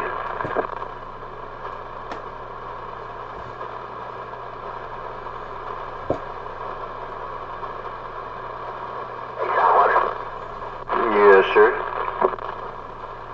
I'm gonna be the big 52 Sunday. Woo! Well, happy birthday in advance. I might be in here Sunday to wish you another happy birthday, turn in my skis, and get back to the home 20 and get ready to do the work thing on Monday. So you going skiing tomorrow? No, I'm going next Friday to Sugar and check in at 4 and gonna ski the next day, Saturday all day, eat some lasagna that night, come back on Sunday. You and I had, we have birthdays in the same week. Yours is the 24th and mine's the 19th. I heard that. You Aquarius? No, last day of the Capricorn and actually a cusp. Every 200 years, you call it in 1973. Capricorn and Aquarius. If you was born on the 19th, you were a cusp. On a cusp, in other words, you're basically half Capricorn, half Aquarius. The home of Aquarius.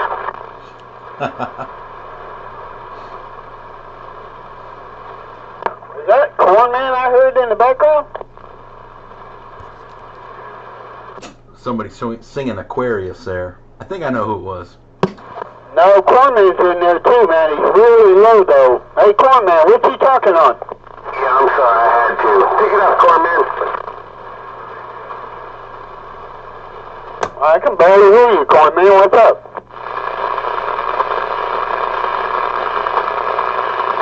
Noise blanker and A&L off. Does anybody else got Mega? You're closer to him. No, I don't. I just cranked the preamp wide open. I'm running a preamp on this radio, and she's wide open right now, and I have A&L off and noise blanker off. I can't hear them, and I don't see a line on the gate.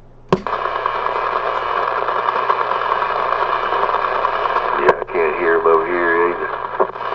I hear him in there. Corn Man, what happened to your radio? I could barely hear you.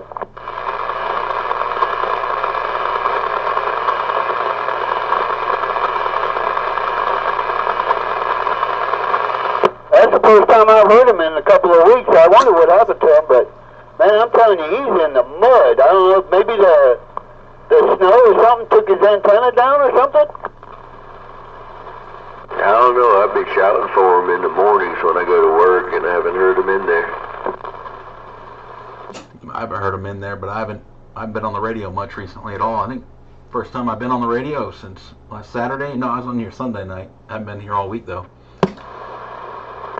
Hey, Corn Man, talk to us again, man.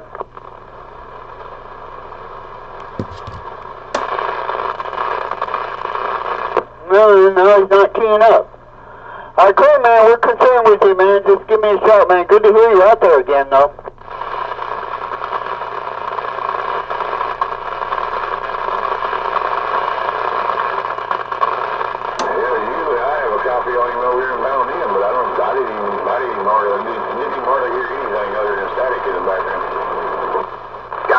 Scratch on him, but I can't make it out. Yeah, Slim Jim, is that you? Yeah, Roger. I've just been sitting here monitoring.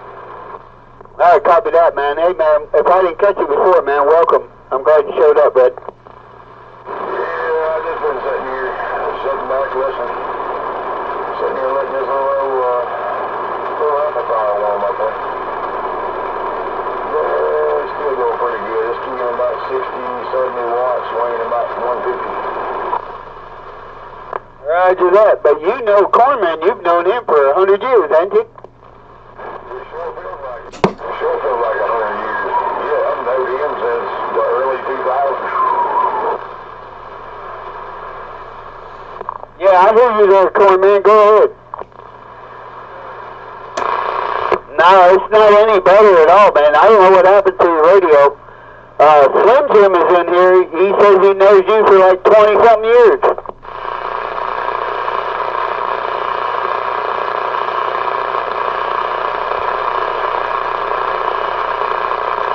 Cornman's only about 6 miles away.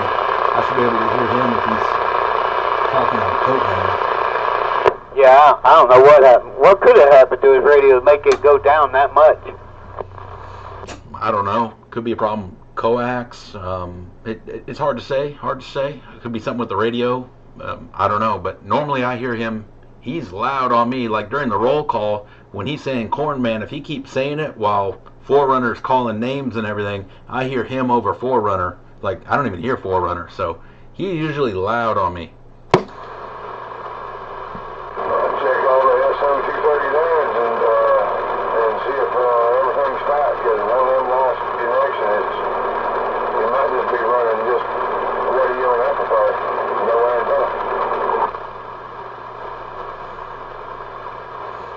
Hello, Slim Jim. Yeah, well, I'll see you back out there. Well, I gotta catch you back on everybody's handles there, man. I've been out of here so long, and I've been playing radio for a while. 10-4. You got Megamind up this way, up in the Five Forks area, right by Hondo, who you were just talking to a second ago. We're only a few miles from Cornman there, so Cornman's usually loud on us. So anyway. Hope everything's all right, Cornman. Yeah, Roger, because over here down in there, man, I'm probably about, I don't know, about 4 or 5 miles from him, man. I think it's about 5 miles to my job, so if I was to leave here and go to his house, it's about 5 miles too, probably. Good night on the Big 21. Catch up with y'all later. Hello, Rebel? I guess goodbye, Rebel. Hopefully you get everything situated there with your gear and place of living and all that kind of stuff. Good hearing you out there, little Rebel. Heard you earlier while I was taking a 13 steps there, but anyway, just wanted to wave the hand. Hello and goodbye both. Little Rebel, sounding good. Appreciate it, bud. I said I'm going to keep it. I'm just going to take it. If we do move, I'm going to put everything in a box, put it in the closet, and just hang on to it. You never know when I'll be back. Yeah, good evening there, little Rebel. Hello, Sidewinder. Good night, little Rebel, your friend, Mr. Nobody. And there's a big old Roger. Have a good one out there, little Rebel. Get busy. Shut down. Good night there, Rebel. Good night, everybody.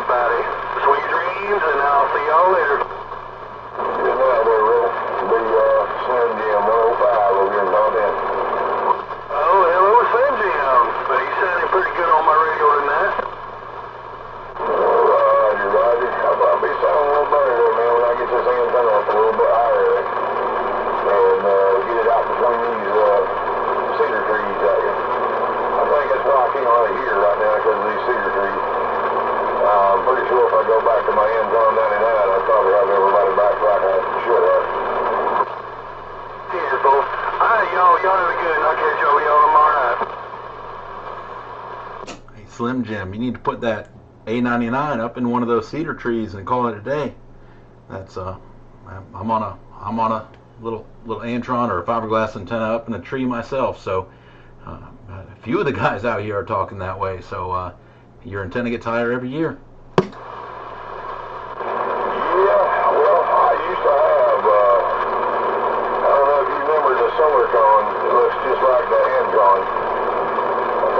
Silicon, what was that thing? I can't remember what it was. Silicon 99 or something like that.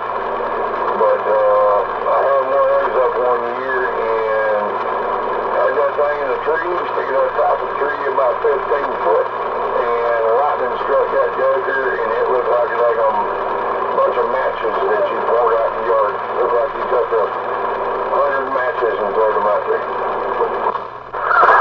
One big explosion. Yeah, it was one big explosion. Believe it or not, it didn't hurt none of my equipment. I mean, I figured it fried everything I had, but believe it or not, I don't know if it's the way that I had the coax grounded when it came into the side of the house with that hanger, but it did not hurt nothing, but it blowed that antenna all to pieces. There wasn't nothing left. The only thing was left was the bottom piece that was mounted to the pole, the little aluminum part, that was it. And the coax was still hooked to it. Hell, I bet that tree's dead. Believe it or not, it didn't even hurt the tree. Did not hurt the tree. It fired that pipe all the way down to the bottom of the tree. I had that pipe up in the tree about, I don't know, maybe about 10 foot, 12 foot off the ground. There's a branch, a little fork there. And that pipe was sitting on that fork. And believe it or not, that lightning went all the way down that antenna, tore the antenna, all the pieces went down that pipe. And it went through the crack of that branch and went down to the bottom of that tree and blew just a little bit of bark off the ground. That was it. Did not hurt that tree whatsoever. Ain't that something? Now there's a tree full of water. Perfect ground. That was the, what do you call it, the 101,000th chance of getting struck with lightning, but it happened. I've had antennas up for years, man, never unplug them, never unplug anything. And then I just had one antenna, I don't know what it was. And it just, I mean, it shredded that joker. There wasn't nothing left. I don't even know where the metal pieces went to, where you screwed the antennas together, in 3 pieces. I don't even know where them ever went to. I never could find them. Holy shit! Wow! But yeah, I still talked on that radio. I talked on that radio, amplifier, meter, and everything for, I don't know, probably 3 or 4 years after that happened. And turned around, next thing I know, I took it all down, put it up, traded some of it off, and ended up with something different. But the next thing I went up with was a Moonraker 4, and I had that thing on top of a 63-foot tower with 20 feet of pipe sticking out the top of that tower. And I had a plate mounted on top of that pipe. And that's where the rotor was at, and I had a Moonraker 4, and I put an Antron 99 on top of that joker. Ain't that something, guys? Just goes to show you that cedar tree full of water is a wonderful base, a good ground. Holy crap. Well, I mean, I've had them in oak trees, I've had them in sweet gums, I've had them in sycamore trees. I had a big old, back in West Virginia, we used to have a big old beech tree. It was up on top of the hill, kind of not on top of the mountain, but probably, I don't know, about 100 foot down under the top of the mountain on the edge of the ridge. And I climbed that big old beech tree and put an antenna of that joker and never had no problem either. But that cedar tree, I'm like you. They say the military, when they come around, like when they do this. Is it yours in the cedar there, Hondo? Marijuana plants. Yeah. They say cedar trees and pine trees puts off the same heat as a marijuana plant. So I'm just wondering if it was the heat off of that plus the wood that caused it. But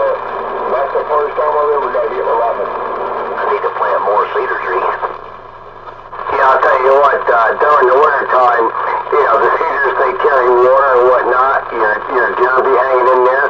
They always got something to eat. The meat might become a little bit more red, but yeah, it's the perfect ground. It's full of water. And, hey, thank God it saved you. Did I hear that you can smoke stuff from a cedar tree and it works the same as a marijuana plant? Was I hearing that right? No. Cedar tree and a pine tree puts off the same, like, whatever the infrared light finds on the marijuana, you know, it's like a heat signature light. And they say the pine tree and a cedar tree will do the same thing to the infrared light, like they drive over, you know, like a forest or whatever, and find all the pot plants that people have put out. And I'm just wondering if that and the water had something to do with it. They're full of water. It's a moist tree. That's why it never dies. It stays green all year. All in all, yeah, the deer hang out underneath them during the wintertime. A little bit warmer there, etc., etc. Hondo, your antenna, you got a Imax, you got a fiberglass, bigger Antron in a cedar tree, don't you? Yeah, it's Imax 2000, so it's 21 foot long, and it's on a 20-foot pipe up in a tree that's like, I don't know, 55, 60 feet, so it's up there pretty good. Yeah, I'm on an Imax also, but yeah. Anyway, I didn't know. I assume tree moisture makes a difference. I don't know, but just something to think about if you want to get an antenna up higher. That's all. You two keep together, Rick.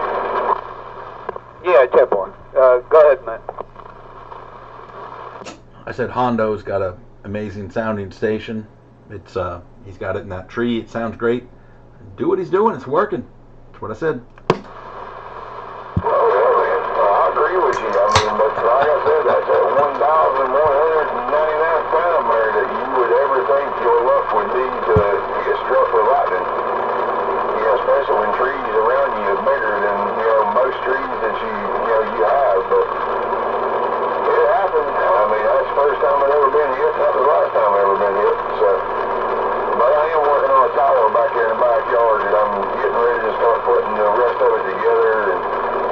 And that's probably where this B58 is going to go.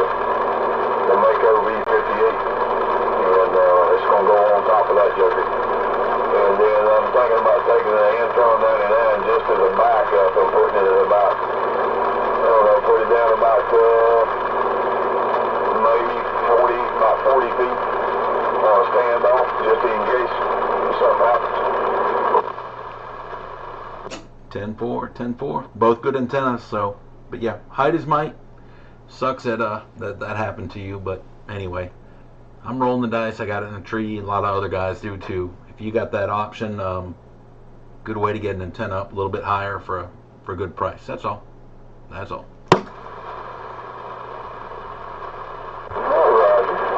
Man, I've used trees for years. Like I said, I only got hit that one time. I mean, you know, that's one out of a million, I guess. But no, I've got 80 foot of other tower back here. I've got that big tower I was telling you that I had the first time back here. I've got another little tower down here that needs some straightening out because some people came in here and was moving some stuff around in the backyard back here and hit it with a daggone bobcat and worked it, being back there where they wasn't even supposed to be at. They was cleaning out the next yard over beside me over here, so they caught the end of the tower and pushed it around a bush back here and bent it. But I'm going to try to put it back behind something and bend it back. I think that one's 35 feet tall. And I've got several towers over here, so my main goal is getting two of them put together. Heck yeah. You wouldn't be parking with one of them towers, are you? You want that?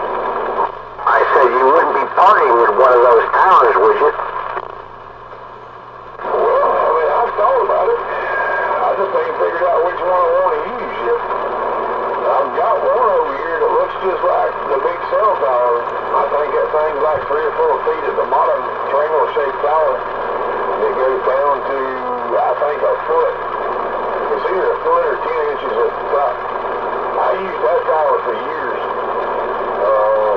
Back years and years and years ago when I first moved here, when I got into road construction, we was doing some stuff over there on 14 coming out of Greer. There was a big old tower over there, been there for years, and they was getting ready to tear all that stuff down, and that was going to be the edge of the road going through there. And the guy told me I could have it, and I couldn't figure out how to get it down. I'm like, man, that's a big tower. I mean, that thing's got to be taken apart, you know, piece by piece, because, I mean, you can't just take the section down, because them sections are 20 feet apiece. And so I went over there, and my brilliant idea was, you know, you got a 300-foot Velcro track loader.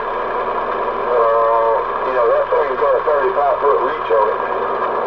So I went over and took a chain and raised that bucket up, climbed up in that tower, wrapped that chain around that tower and around that hook on the back of that bucket, and I went down to the ground, and I cut 2 of the legs. Right. Part of the other leg, I just didn't cut it completely off. Hold on, right. Part of it, you know, it's like a C. So I just cut the edge of the C's and left the one piece, and laid that thing over on the ground and cut the rest of it off. And turned around, and by the time I got that thing to the ground, man, it rolled over on me, and I put a bend in it. So I used the sign leg to straighten that bend out on the side of the tower. And I used that thing probably for 10 years. And never had no problem with it. I still got it back there. I mean, it's, you know, still a good tower. You know, I just ain't figured out which one I want to use. I've got a Ron 25, the other one that's the 35. That's a long keep. Like Ron 25, but it was a homemade tower somebody built. And, you know, like I said, I got, you know, right now I've got part of one up, and I've got 80 feet of one back there. I've got the other big tower and another tower. Hey, there's a break out there, pick it up. Ain't that something, ain't that something. Yeah, there's a break out there, pick it up, break. The other Hot Wheels out there is wanting to keep now and say hello to everybody. Hello, Hot Wheels. I didn't realize that beep was on, I cut that off. Good to hear you out there, Hot Wheels. Yeah, I've been sitting there listening for a while. This didn't keep down, but yeah, just chilling, man. Had to work tonight. Hello, Hot Wheels, okay, big. Back at you. Hello, Hot Wheels. Thanks for joining us this evening. Oh yeah, I've been out here for a little while, just chilling back, listening. Hey, check. Hey man, that was a great story about that tower. Holy good God. Yeah, that must have been something having that lift up there and trying to lower that sucker and then she rolled on you. Good gosh. Man, that's just intense. Well, I got it down in one piece, took it apart, brought it home, and I fixed most of the tower back, and like I said, I used that thing for about 10 years, 10 or 12 years. And I had it set up. This better not be 3 minutes again. A big wheel that I made and put into the tree with a chain, and I had a boat winch mounted to the bottom of the tree, and that's how I filled that tower over. And like I said, I ain't figured out which one I want to put back up yet, but I mean, I might consider them later on. I mean, depending on which one I use, I might get rid of one. Hey, check. Yeah, man. Yeah, that was a great story. Yeah, a lot of us guys, you know, we've all been through it, or a few of us anyway, but, yeah, just intense. All right, Hot Wheels, pick it up, man. Yeah, what's going on out there? Hey, brother, good to hear from you. Yeah, I don't really get time to get on this, ain't that much. That's okay, glad you joined in.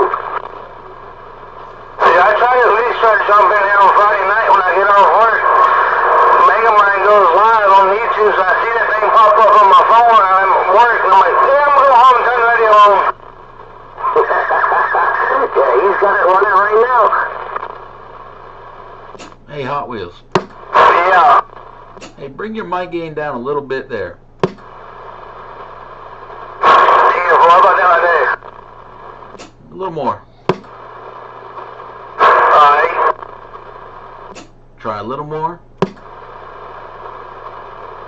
That's almost off. Now you sounded good now. You sounded good now. Give us a good count, Hot Wheels. 1, 2, 5.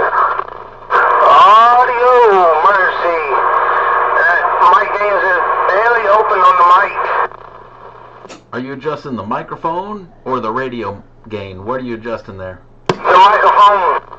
Yeah, bring that microphone way down towards the bottom, and then bring the radio mic gain down to like 1 or 2 o'clock. Just over half.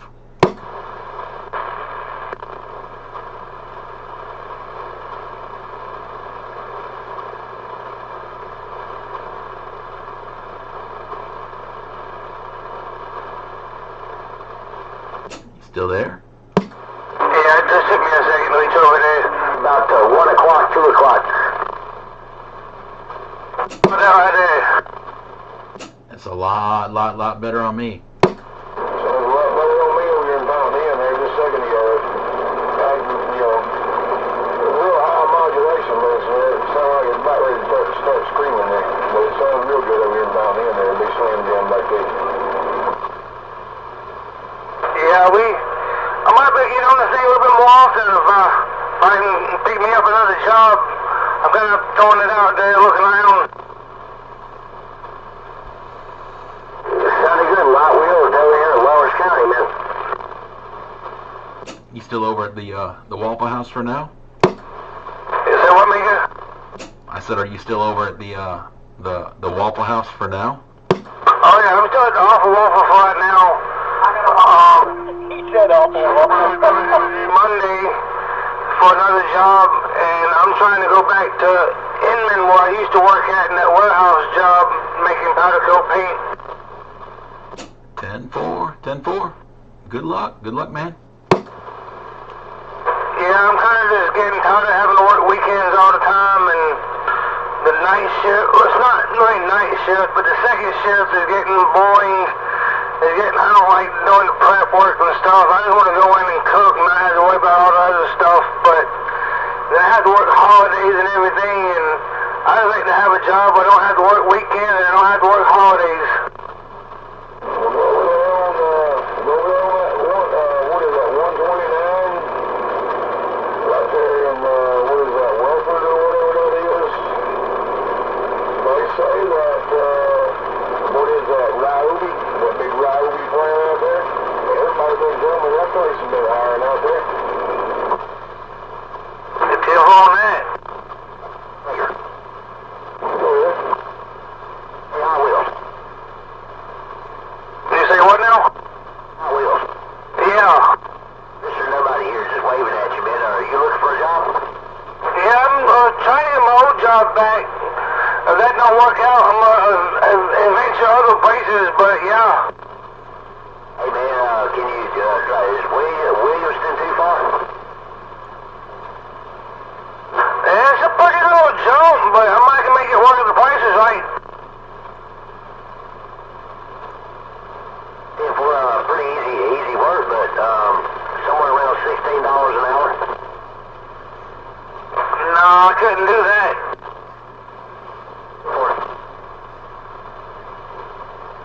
The old $2.98.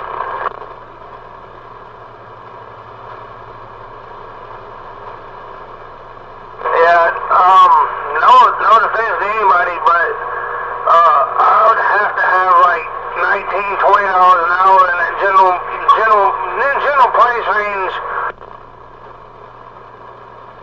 What's your profession, Hot Wheels?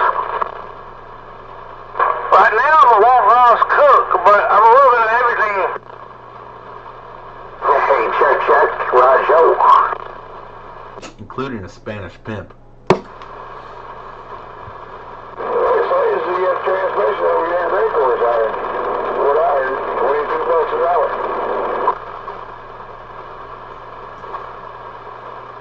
Hey, Mega,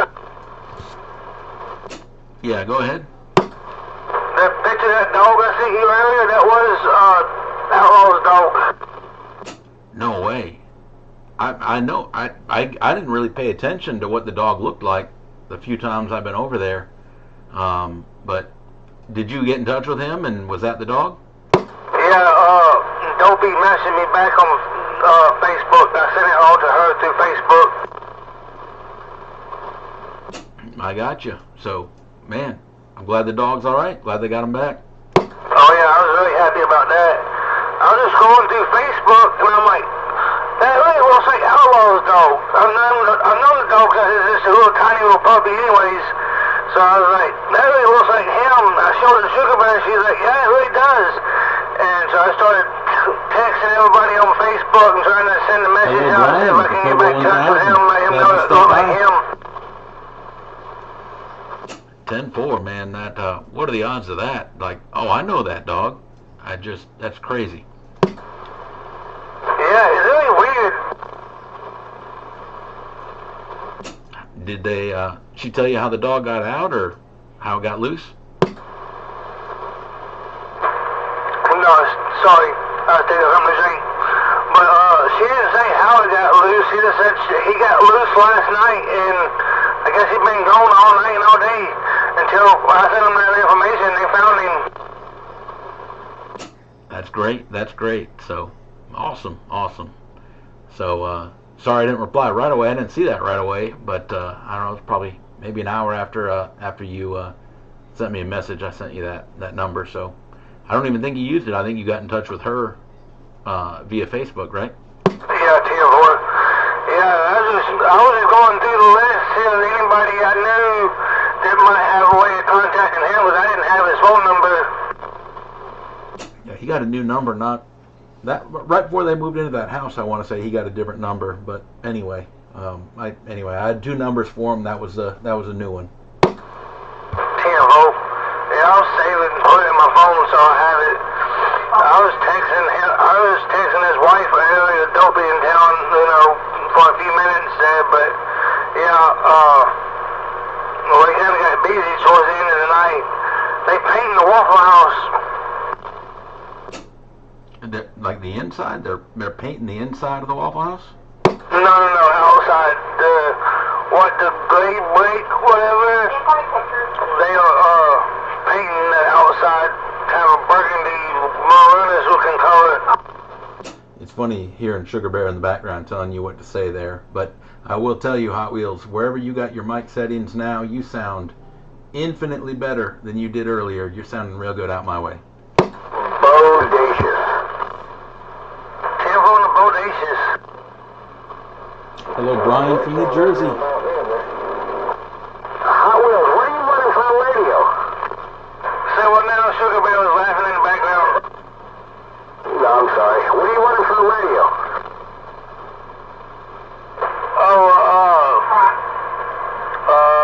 Galaxy. I don't remember what the name of the radio is. Check.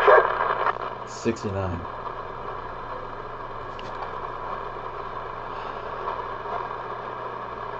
DX2547.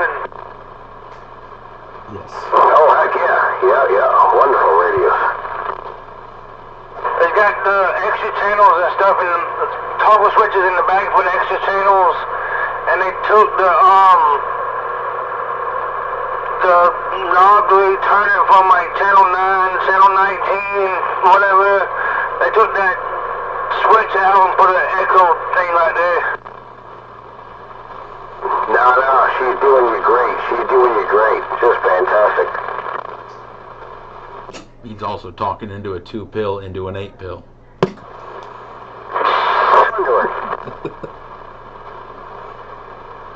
So anyway, that's why he's loud. Oh yeah, no doubt. 2-pill into an 8. Oh boy, yeah, he's screaming. Yeah, that Galaxy's doing his job. As well as the rest of the equipment. Outstanding.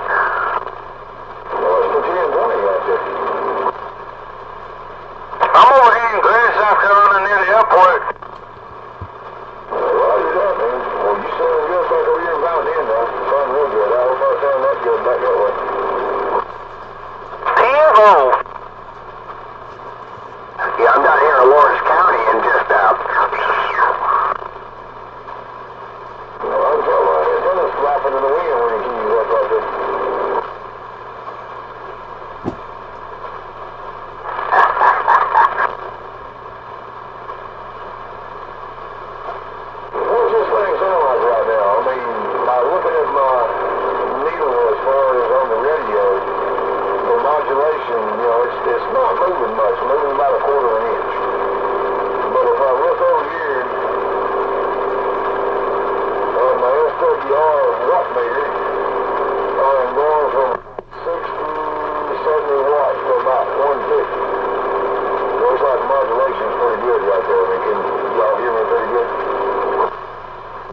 dead key is too high. Well, I don't have no way to turn the dead key down on this thing. That's a sad thing. It's a Cobra 25 LTD Classic here. I don't know. I might be able to back that box off a little bit. Yeah, if your box is low gear, try low gear. Well, that's low gear. If I hit high gear, I'm getting about 100 watts, and I'm probably getting about 225, 237, because I'm bouncing off the right side of the screen over. 10-4, yeah. You sounded, anyway, when you first came in there, you sounded the best, whatever you were doing there, and then your dead key came up a whole lot. Your modulation didn't change, but your dead key came up, and I was hearing you better when you had a low dead key with good modulation. So I don't know if you were barefoot earlier or not, but anyway, when you first came in there and I said hello, you sounded the best right about there.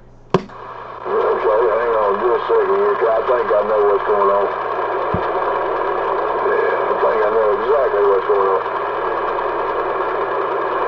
Hang on, I'm going to key up here right quick and let me cut this microphone back for a second. I got you at a 3, swinging up to the 5.5 in Gray Court in Lawrence County. He hasn't let off the key. No, Charlie, I'm about to right there, You have a lower dead key, it doesn't have that like crackle in there, and I hear the modulation. You sound clear to me right now. Well, I think there's a little box. I think the more I talk on it, the hotter it gets, and the more it clears itself out. So I just backed the load off a little bit. So I'm actually keying about 50 watts now, swinging about 100 watts. 10-4, 10-4. If you can get that to a 4-to-1 ratio, you'll be really, really loud. Anyway, you do sound a lot better where you are right now than where you were. So, anyway, low dead key. You don't need a strong one. So, but on the Cobra 25, it's a little harder to turn that dead key down. So, anyway, lower dead key would help that for sure. Well, I'm just kind of experimenting right now. I've got Big Daddy sitting on the bottom down here. I've got the RCI 2980, and I can turn that thing all the way down to 0. So I just 13 steps. I'll be on the side here in a minute. nothing's going to happen with Mox yet until I plug my good radio into it. So I just don't want nothing to go boom. Not at all. No. When you put that RCI to it, just turn that sucker down about 2 watts and let it run. You'll do a good job. Right now, you were doing better earlier than you were now, but then again, I'm a good distance from you. However, flip-flop, whatever works well for you. Yeah, Roger. The only thing I did was move the microphone back just a little bit. Hang on just a second. I might have bumped that load down too far. Hang on just a second.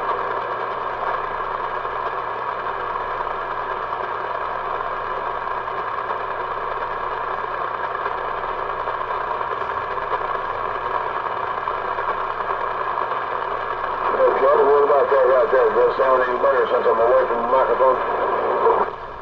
That sounds just fine. Not too much difference. You came up a little bit in your modulation, and sounds good in Lawrence County. Anybody else want to jump in there?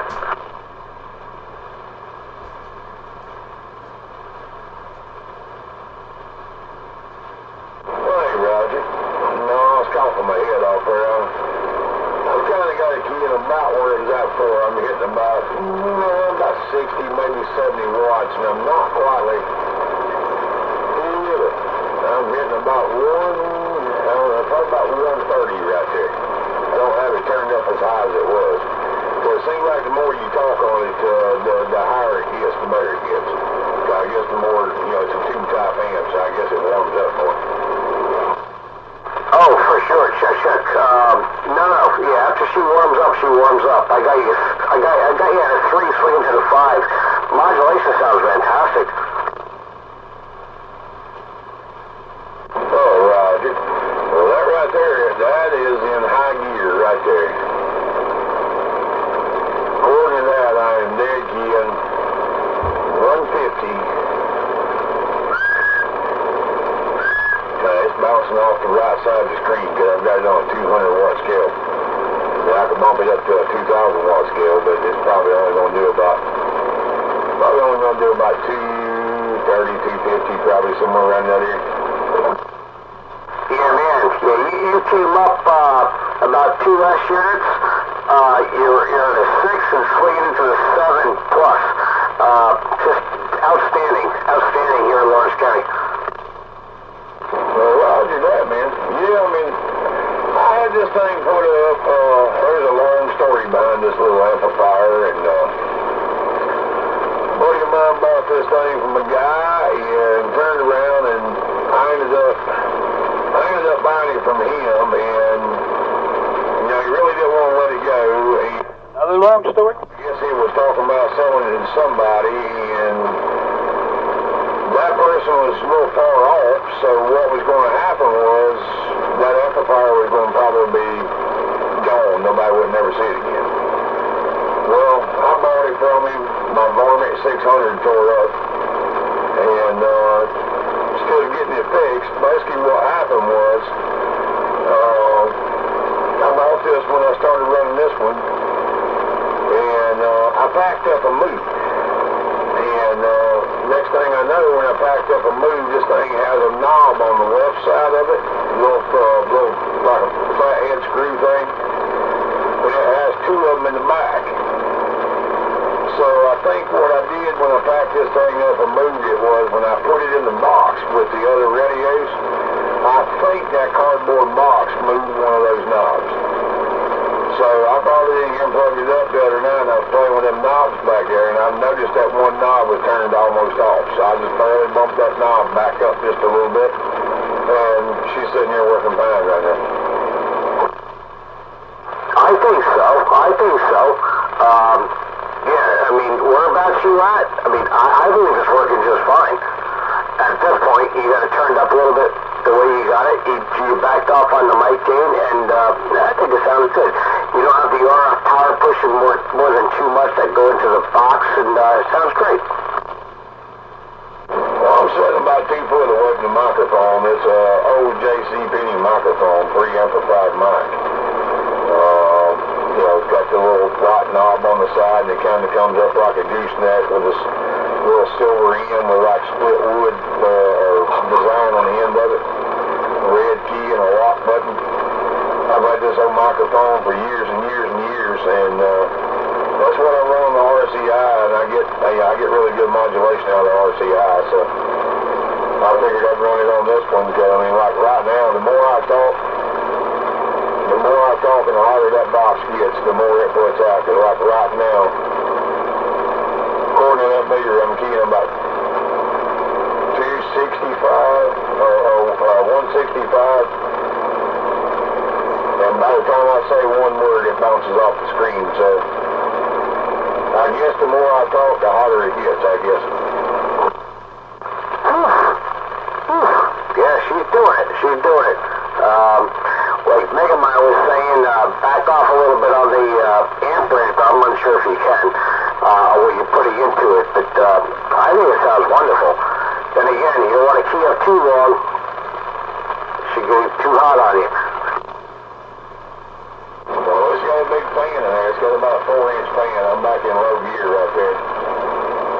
I'm keying about 90 watts now, swinging about 130 watts. So yeah, the more I talk on it, the harder it gets. So that's not where I had it sitting that while ago. So if I bump it up to where I had it sitting that while ago, I'm going to be keying about 120 and swinging probably 160 probably in low gear. So you can feel the top of it. I mean, the metal piece is kind of warm, but it cools off pretty quick. The whole top of this thing, it looks like a screen wire. So The it cools off pretty quick as soon as I let off of it, but I'm not beating it as hard right now.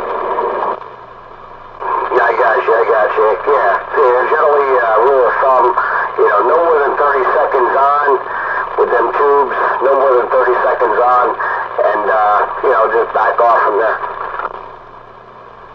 Yeah, that's usually what I try to do. I try not to key up too long. And, but I'm trying to get my big box fixed back. I think I bought the transformer on my big varmint. I took it down to Ponda down in Greenwood one year and had it fixed. Because that thing was a sputter box, man. It would wipe out everything between the Golden Strip bowling alley. That's about where I lived at one time. And I'd wipe out everything all the way back to 56 out there on 26 where you turn and go to Clinton.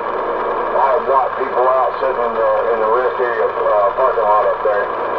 When they'd come by my house, the truck drivers would, they'd be asking me, man, where are you located? I said, right here in Simpsonville.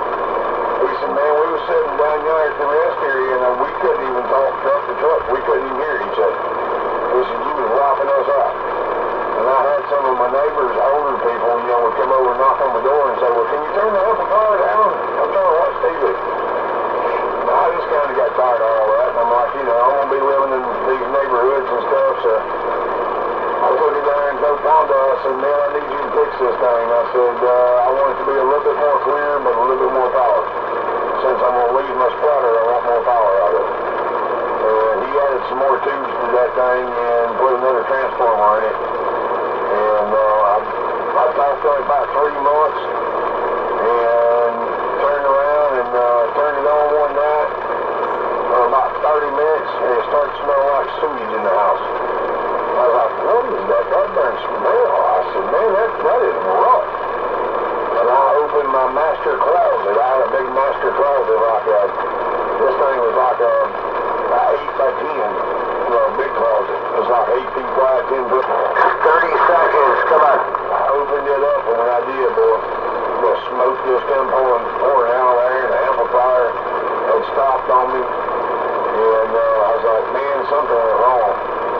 And now I need to check that transformer. Good gosh. Well, I'm glad you got it taken care of. Yeah, them tubes, man, 30 seconds on is about max, as far as my reading and what I've learned using tubes and whatnot, but all in all, yeah, it sounds wonderful. Yeah, Roger. I mean, I had it keyed up for a little while there, and believe it or not, it didn't really get that hot. Now, when I had it high gear a while ago, yeah, she was getting hot. About a good hour of talking like that, on and off for 2 or 3 minutes, I'd have probably peeled the paint off top of this joker. But right now, no, it ain't that hot right now. Not like a warm cup of coffee. Check. Well, I'm gonna back out of here, man. I'm gonna let y'all get back to it. I'm fixing to go 10-7 here myself, because I didn't get back from Columbia side of Newberry until it was like 9 something when I pulled back up. It was like 9:30. And I had a 24-hour call down there. I left at 4 north. And had to drive down there. It's a 54-minute ride there and about an hour there and about a 54-minute ride back. And then I had to stop and get gas. So I was at about 3.5 hours round trip. So I'm fixing to go 10-7 here and get ready for bed. I'm going to say 73 to everybody. Good night. And y'all have a good one out that way. And we'll holler back at y'all tomorrow night. I'll try to get in here a little bit earlier tomorrow night.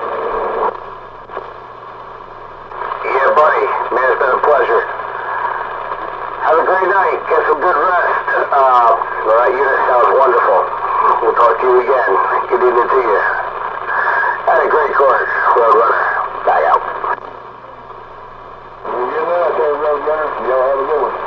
I'll be 10-7. Be 105. Be slim dim. I'm 10-7.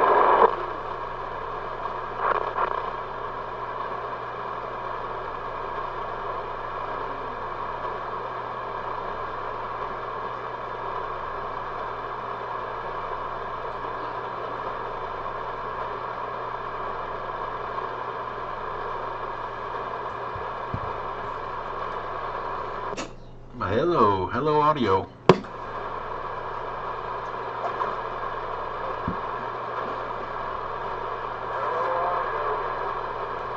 Hello, hello. Megamon back in here. Howdy, howdy. Howdy, howdy. You're loud over here, man. Oh, thank you. Running the Elkin tonight, so it's doing some watts. Yeah, you cut out all the ground noise when you key up. I don't hear nothing but you. Same happens when you do it to me, so. I guess it's just paying back.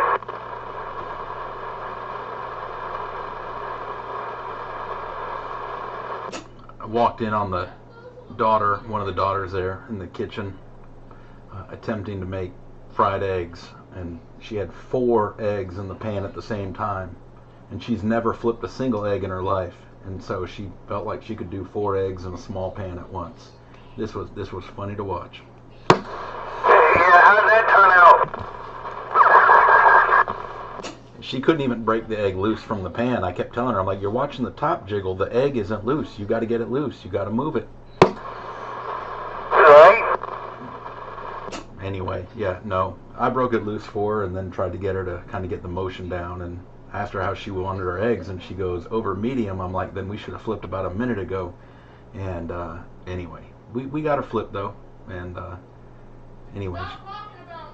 Stop talking about me. I hear it from the other room. Mercy. We heard that too. But anyway, I tried to tack some of the eggs as labor for preparing them, but it didn't work out. Who eats 4 eggs as a snack at 11:30 at night? Damn, you make me want to go to the Waffle House now. Hot Wheels working? I'm off. Damn.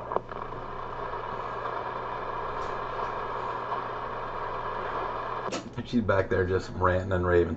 I mean, it's good protein. A lot of people eat a lot of protein, so.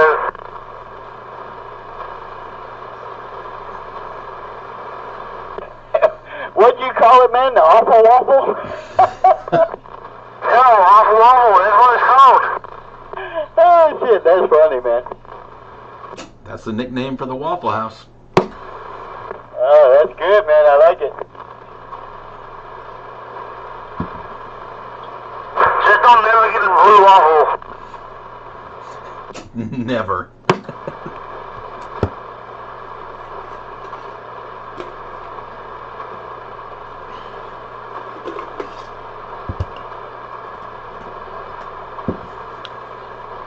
Yeah, we're trying to flip 4 eggs at one time, and it's kind of tricky unless with somebody's got experience. It is, yeah. But anyway, she let it cook a little too long. I would have flipped well before that, but anyway, I was just stepping in helping. Oh yeah. I wouldn't have done 4 at once. I would have done 2 and 2. It'd have been a lot easier. I'll tell you a trick to that. If you cut a garlic clove and rub the garlic clove on the pan, it won't stick to it.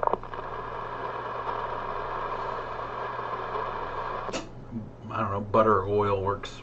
I don't know. It doesn't stick for me. I don't have a problem with it sticking, but anyway, I usually cook 2 eggs at a time. I'm used to that. I know the feel of it. Anyway, you know when you're cooking it, 2 is different than 4.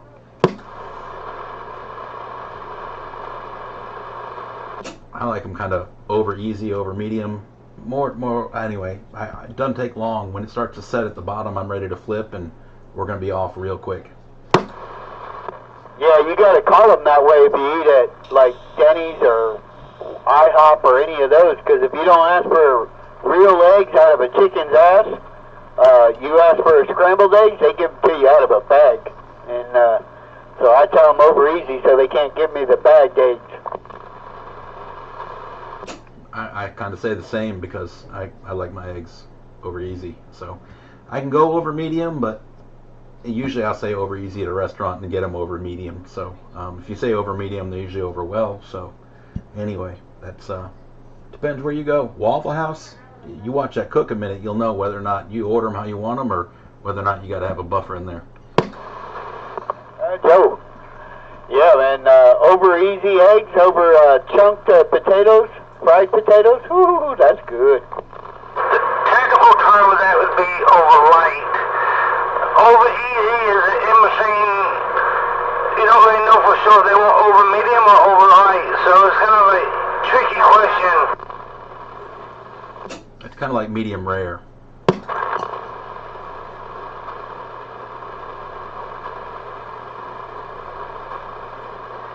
If I ordered my eggs medium rare, you'd know how to cook them, right? Yeah. Wake up, Roadrunner. I'm still listening. I gotta watch you, man, because you disappear. See you tomorrow. Yeah. No, I'm listening.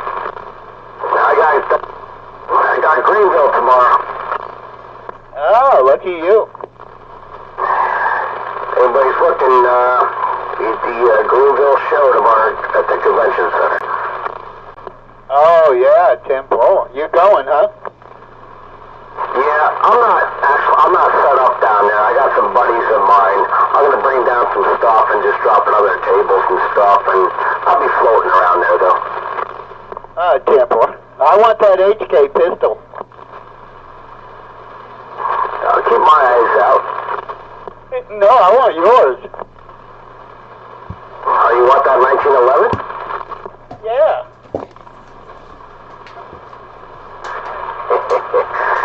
I'll keep my eyes out. Oh, okay. Damn it. I'd have to sell my car to buy it, but, you know. No, it's not that expensive, for goodness sakes.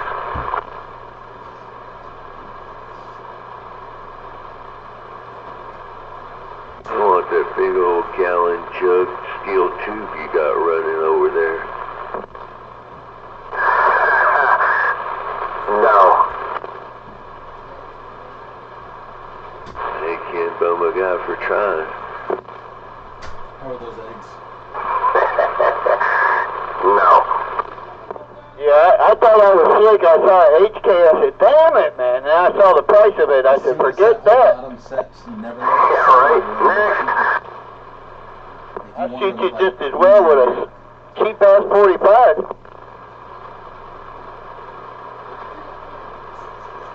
Keep removing when the bottom sets. Anyway, you weren't Yeah, them Heckler and Koch, man, they're just a serious piece of equipment right there. Yeah, I had the Sig Sauer P229. I thought that was an expensive gun. That's an $800 pistol. I thought that was steep. I paid like $650 for it. Yeah, that's fair. That was fair you got it.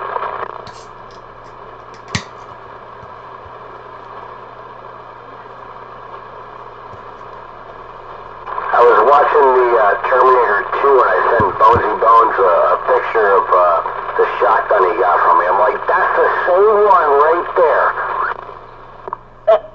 Dear boy.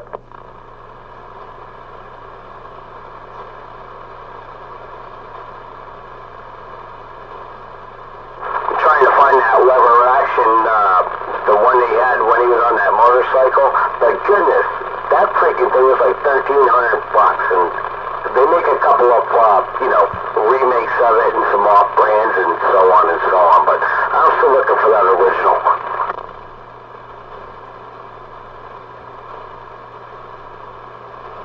Then again, they're like $1,300 to $1,500. Yep.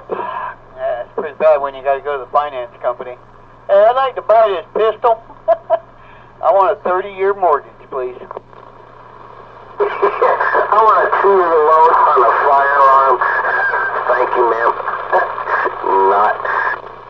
Hey, shake up, breaker. I just wanted to show the better half this live feed that you got going on over there, Megamind.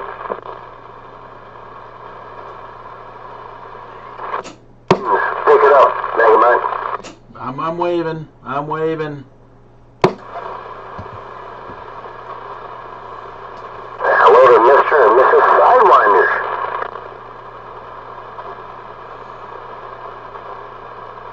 he's going to get that little hammer swinging here, show her what it looks like on the SDR, and then he's going to get that little hammer swinging. He'll be on the side about 3.5 minutes. Wow, you gave him a lot of credit, 3.5 minutes. Right now, man, I'm just showing her that live feed. Ain't no doubt about that. I appreciate that break. Ain't no doubt about it. And I'm back quiet.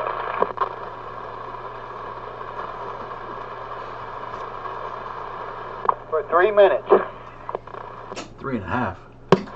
Oh, yeah, you're right. 5. You know, you gotta get that leg cramp out. No, clean up. You got to hydrate more.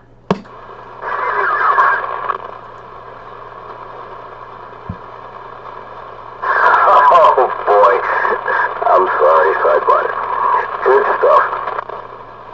You can't say his name. He's going to get distracted and look at the radio, and she's going to push his face back forward. Or smash his face with the mic.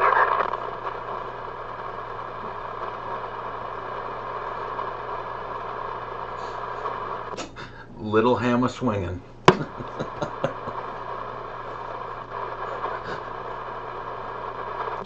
Little hammer swinging and calm on. That's right. As he says, calm on. So who's doing what this weekend? Where are you going this weekend, Mega Mike? I'm gonna be here. Yeah, not really going anywhere. So I should be home all weekend. But anyway, on you know, care duties. So I gotta take care of that. Hey, check, Roger. I hear somebody out there in the background. Pick it up, man.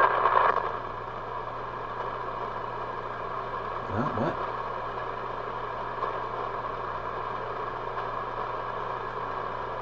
It may have been Skip, I'm unsure. I don't see anything. Not on my side. So I don't know. We got about another minute and a half, and we'll have Sidewinder back. Yeah, I didn't hear nobody out there either.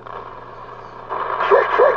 Yep, 1 minute 15 seconds. 1 minute 10 seconds, sorry, for the countdown. Hey, Mega. Yeah, go ahead. Yeah, you think I can bring my popsicle stick microphone by? Since you're going to be home all weekend, can you look at it real quick and see if you can just pop it together to work?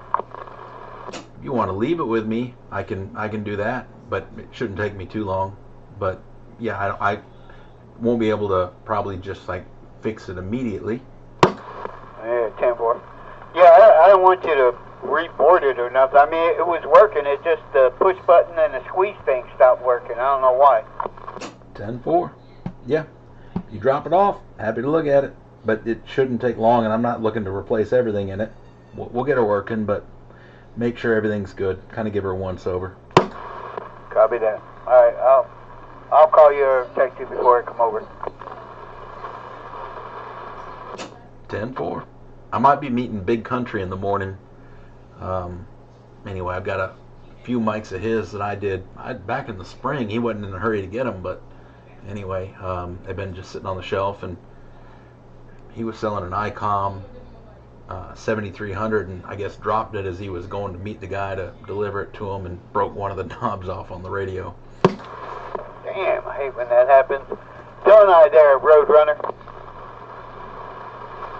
What's that now? I'm sorry. He said he was getting ready to sell a radio, and he dropped it and broke one of the handles off. I hate when that happens, right? I'm gonna leave that one alone. Yeah, boy. Hey, Mega, do you want that other D104 back? The one that had that different jack on the end of it? Yeah, I can bring it with you. Yeah, we'll see what we can do. But yeah, this was an ICOM 7300, not an easy part to get, not an easy one to replace. But anyway, I got his ICOM fixed back up, and so anyway, he wants that back. He's trying to sell it, so I know he wants that gone. Yeah, 10 more. No, I was talking about the D104 you gave me, and said you didn't really want it back anytime soon. So you want me to bring that back? Because I'm not using it. Sure. Sounds good to me. 10-4.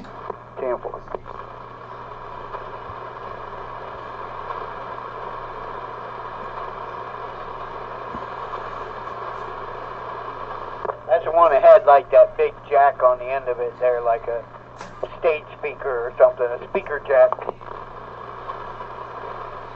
Yep, I know what you're talking about there. Oh man, the camera just dropped. See if we can bring it back.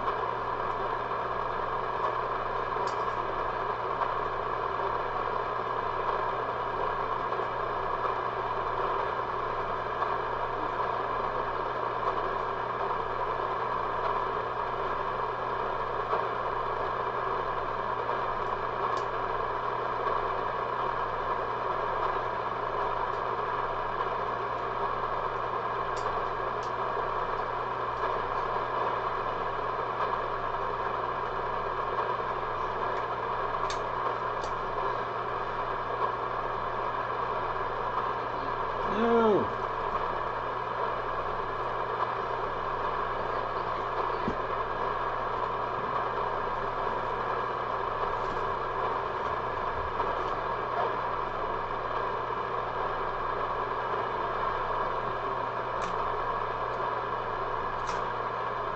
Got it back. Maybe. Oh, we got it. There we go. We got the camera back.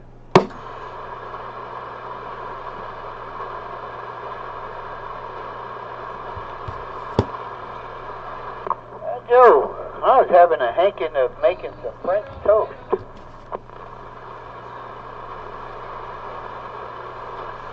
Scrambled egg bread, huh? Yeah, I love French toast, man. Put peanut butter on it and real maple syrup. Whew, that's good. Hell yeah.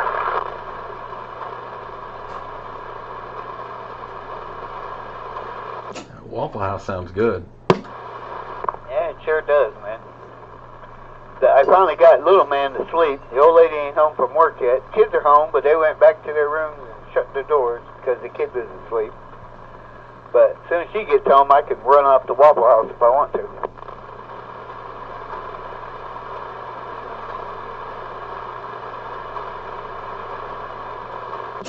I would love to go to Waffle House. I don't have too much left. I don't know, I got maybe 10 minutes, and I'm gonna have to call it a night here.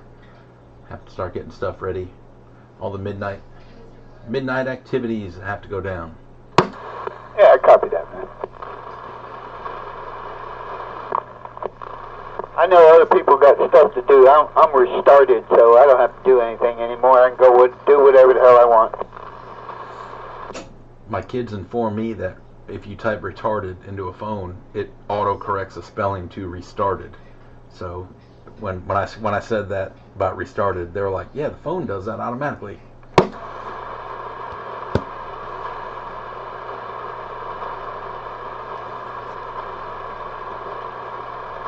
But I did steal your restarted, for sure. Yeah, we certainly live in a political world, huh? I like things appear to be loosening a little bit. We need to not be so uptight and butthurt about everything, especially when it doesn't even affect you. Why are you getting worked up about something that doesn't affect you? Oh, I agree.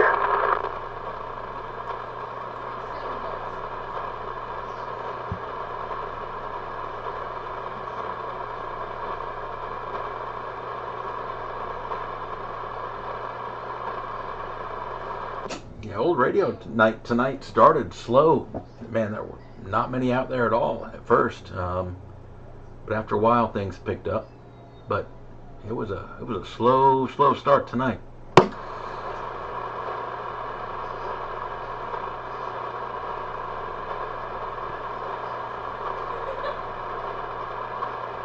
didn't get home till almost 10 o'clock. About when things kind of picked up a little bit. About when they did.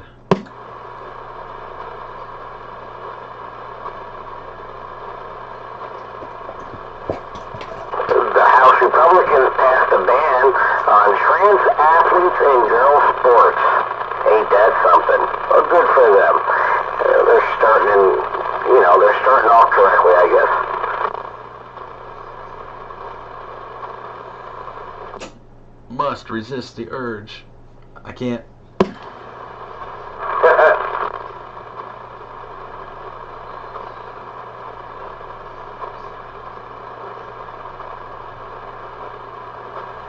But I did see that, and anyway, I agree with that. Anyway, there's not fair on a number of reasons, but if there's that much interest in it, start their own league. That seems to be the way to do it. I think so also. Yeah, start their own league. I think that'd be fantastic.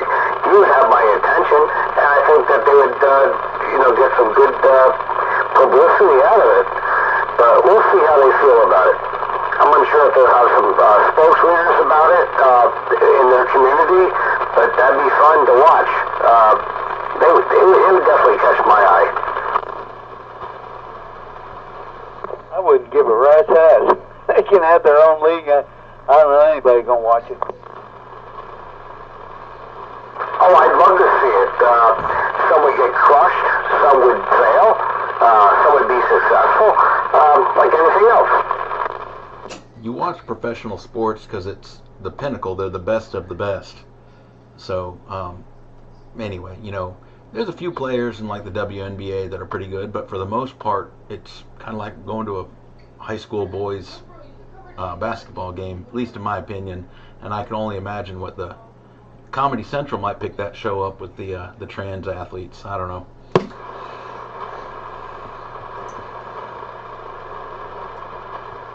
Like even the UFC, watching the women fight, rarely a knockout. It just, I don't know. It's like watching an early prelim. It's I don't know. I like watching the best. That's what I want to see. Not, oh, look at that. There, yeah, no, not no. Anyway, equality. It shouldn't be equal, but it's not equality. It's not. Oh, I agree. We're different. Anyway, not trying to. Yeah. No, not at all. But I agree. I'd love to see it. I look forward to that.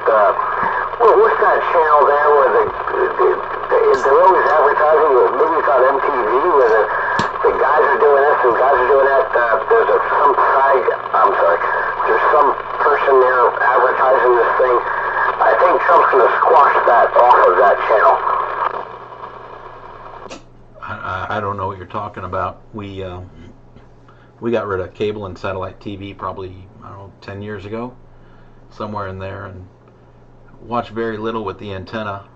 I can't stand commercials. I'd rather stream it later, commercial free. I'll pay a few bucks for a stream, but anyway, no, I don't like the ads. I don't like all that stuff, so I don't see them. We don't have TV on in the background always like we used to. I don't know, you're just constantly hearing it. If you need background noise, we turn some music on. Yeah, Roger. I think it's RuPaul or something like that.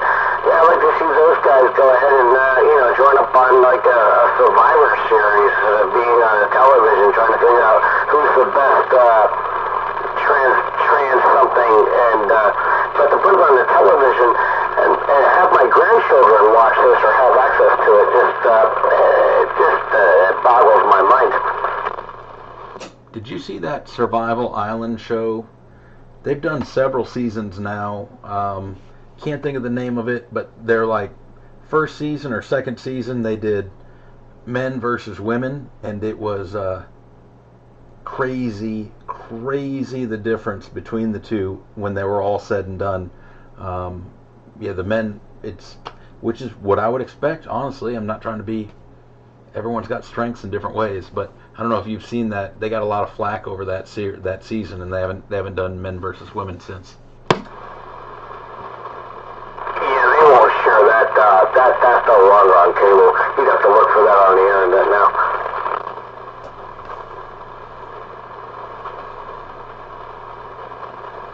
But anyway, not all the men were a lot of men left, but the ones that stayed were, yeah, they had like a damn city set up, like multiple buildings, crazy, and the women were still, you know, getting wet every time it rained when they would sleep. It's just very different how the two survived. Very different. Yeah, I see that. And they're still waiting for the men to come out over there and, you know, build them a shelter. Yeah, I saw that. I'm gonna have to look up what that show is. It actually was really good. It was good. We've watched, I guess, most of the seasons, but that one, in my opinion, was the best because you kind of saw natural personalities actually coming out. You know what I mean? Oh, for sure. It was black and white. Absolutely. I just got into that second episode of second series of Squid Box. Have you seen that one? I've seen. I have not like sat down and watched a season, but my kids have watched it, and more than once, and seen, I would say, most of the episodes. Familiar with it, know how it ends. I haven't seen how the second season had ended yet. I just started watching the first couple of issues of it, and I look forward to watching it a little bit more. It's a pretty good one. So you guys have already completed the second season? Twice. I got you. So did it... You said twice. Actually? Hondo came in there. What was that? Be watching? Yes, it's good. Alright, I'll check it out. I didn't think they'd be able to top the first season, but if you say so, I'll make sure I do so. I had my wife watch the first season. She binged on it last weekend, and she kind of got a kick out of it. Then we got through the first episode of the second season, but we shut it down. So, but if you say it's worth going for it, we will. I would watch it. Yeah, if you like the first season, you like this one. All right, cool.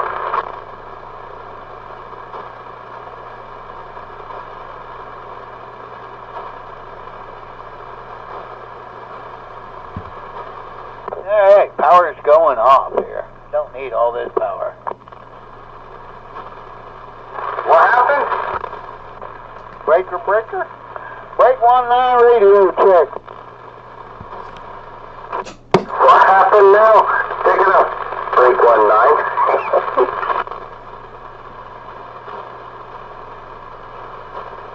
I heard a break out there too. Go ahead, break. Asking for a break. 19, it's 21, but go ahead. Faint break. Break 19. It's all 29 did pretty good, man. It sounds pretty decent, doesn't it? Oh, yeah, it's doing a good job. I think that was Hondo. That is you know it, Hondo. I got your ears. I don't care if I'm barefoot on a walkie-talkie. I know, and you could be hearing it if you wanted to. That's right.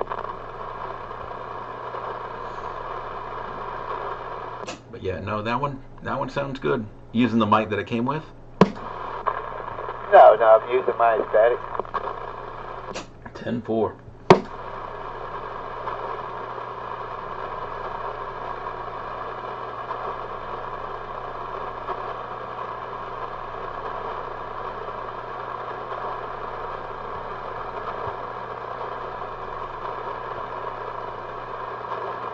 I didn't hear old Bones tonight. I didn't either. I heard Uncle Jesse sound like Bones. That same sound, but anyway, I didn't hear Bones tonight at all. I think the last time I heard him was last Saturday night, but been a minute. Hope he's doing all right. I don't know if you've heard him this week. Yeah, I talked to him last night. But yeah, I know what you're saying. When Uncle Jesse keyed up, I swore it was Bones too. It had that like super modge to it. Yeah, sounded just like him. When you said, "Hey, Bones," that's what I heard was Bones. Yeah, he was killing it with that Superstar. I was able to tell it was him. Maybe you guys are much closer, but at my distance, he sounded fantastic on that Superstar. I don't know what Superstar he has. The main, they had the Superstar was basically a clone of the Cobra 148 or 148F mobile there, whether it had the freak counter or not. But I don't know if they made other clones, but those were the two that I know of back from the early 80s. Check, check. Well, I know he got it, and then he had an issue with it, so he must have had it repaired, because he sounded fantastic, and I was able to tell it was him off the bat, but he definitely did have that audio that Bones sounded like, for sure. That just loud modulation. But yeah, anyway, I don't know which one he's on, so probably it's going to be a clone of a 148 variant. That's the only Superstars I know of, and I want to say I heard that it was like an early 80s something radio, but they got new Superstars out like now, but not those. Oh, he has an old one, right? Yeah, I sent you the text of the model number and all that. Beep boop beep boop beep boop. So I can't recall what it was at this time, but I do remember you sending it to me. It's been a minute. Yeah, I'm looking it up right now. Beep boop beep boop beep boop. Accessing memory. It's not a tumor.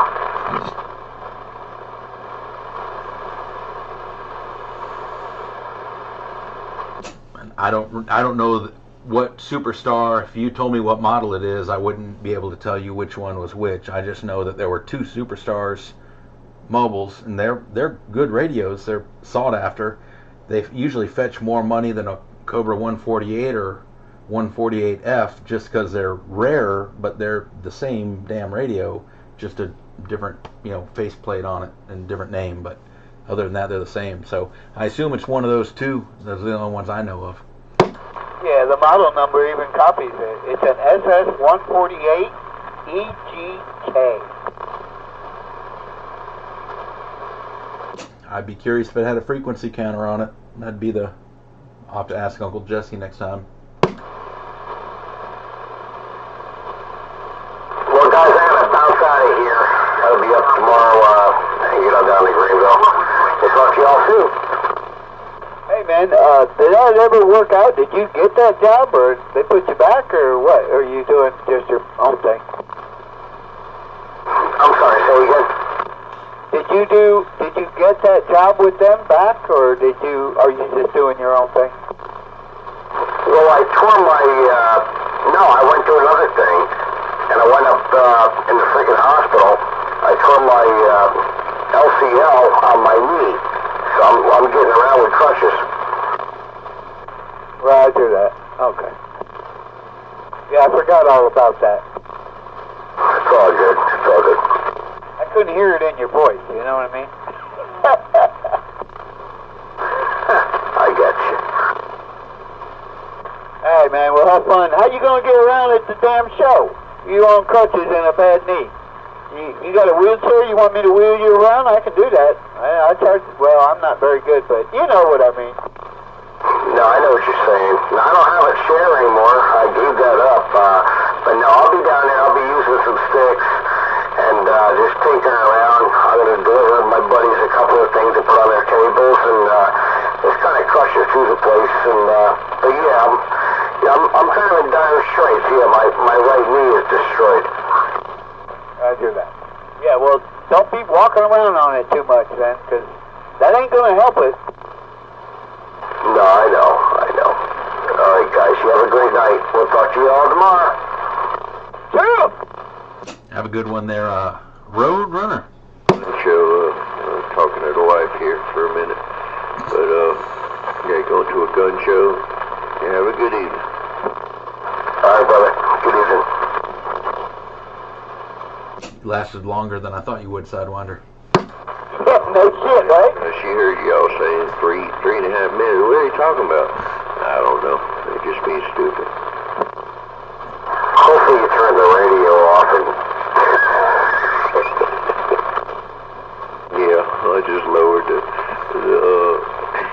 video feed volume.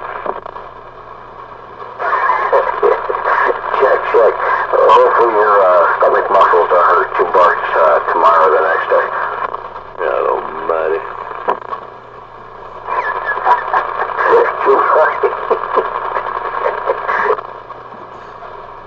I got mine. Did you get yours?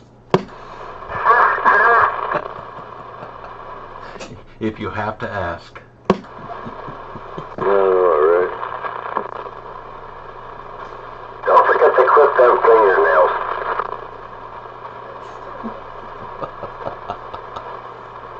Look at here on Facebook, here's a funny damn. This guy's got a tattoo on his stomach and he's got a monkey looking back and it's over his belly button. There's another monkey behind him getting ready to stick his finger in the hole. It's funny as hell.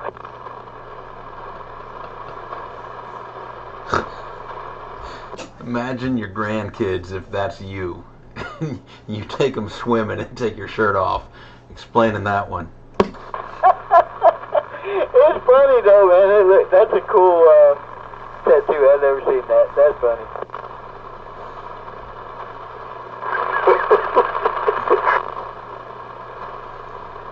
Alright, we're hitting midnight here. I'm cutting this live stream off. It's been a long night. I'm going to go ahead and switch everything off this old tube stuff back over to the other. If you guys are still out there, I'll probably key up for a minute or two. But anyway, you guys have a good one. Been a fun one out there on Old Radio Night. Appreciate everyone out there. Whoever can hear me. Hondo, Roadrunner, Sidewinder. I don't know if Nobody and Catfish are still passing the mic back and forth or not. But Hot Wheels, if you're still out there. Anyone else, you guys have a good one. You're cheering forward here, Megamind. Appreciate you doing that live feed, no doubt about that. Sound of choice over here in South Greenville County. Thanks for the radio tonight, guys. Take care. Have a good night, Megamind. Good night, everybody. Good night there, Megamind. Mr. Nobody said it. 43, back down.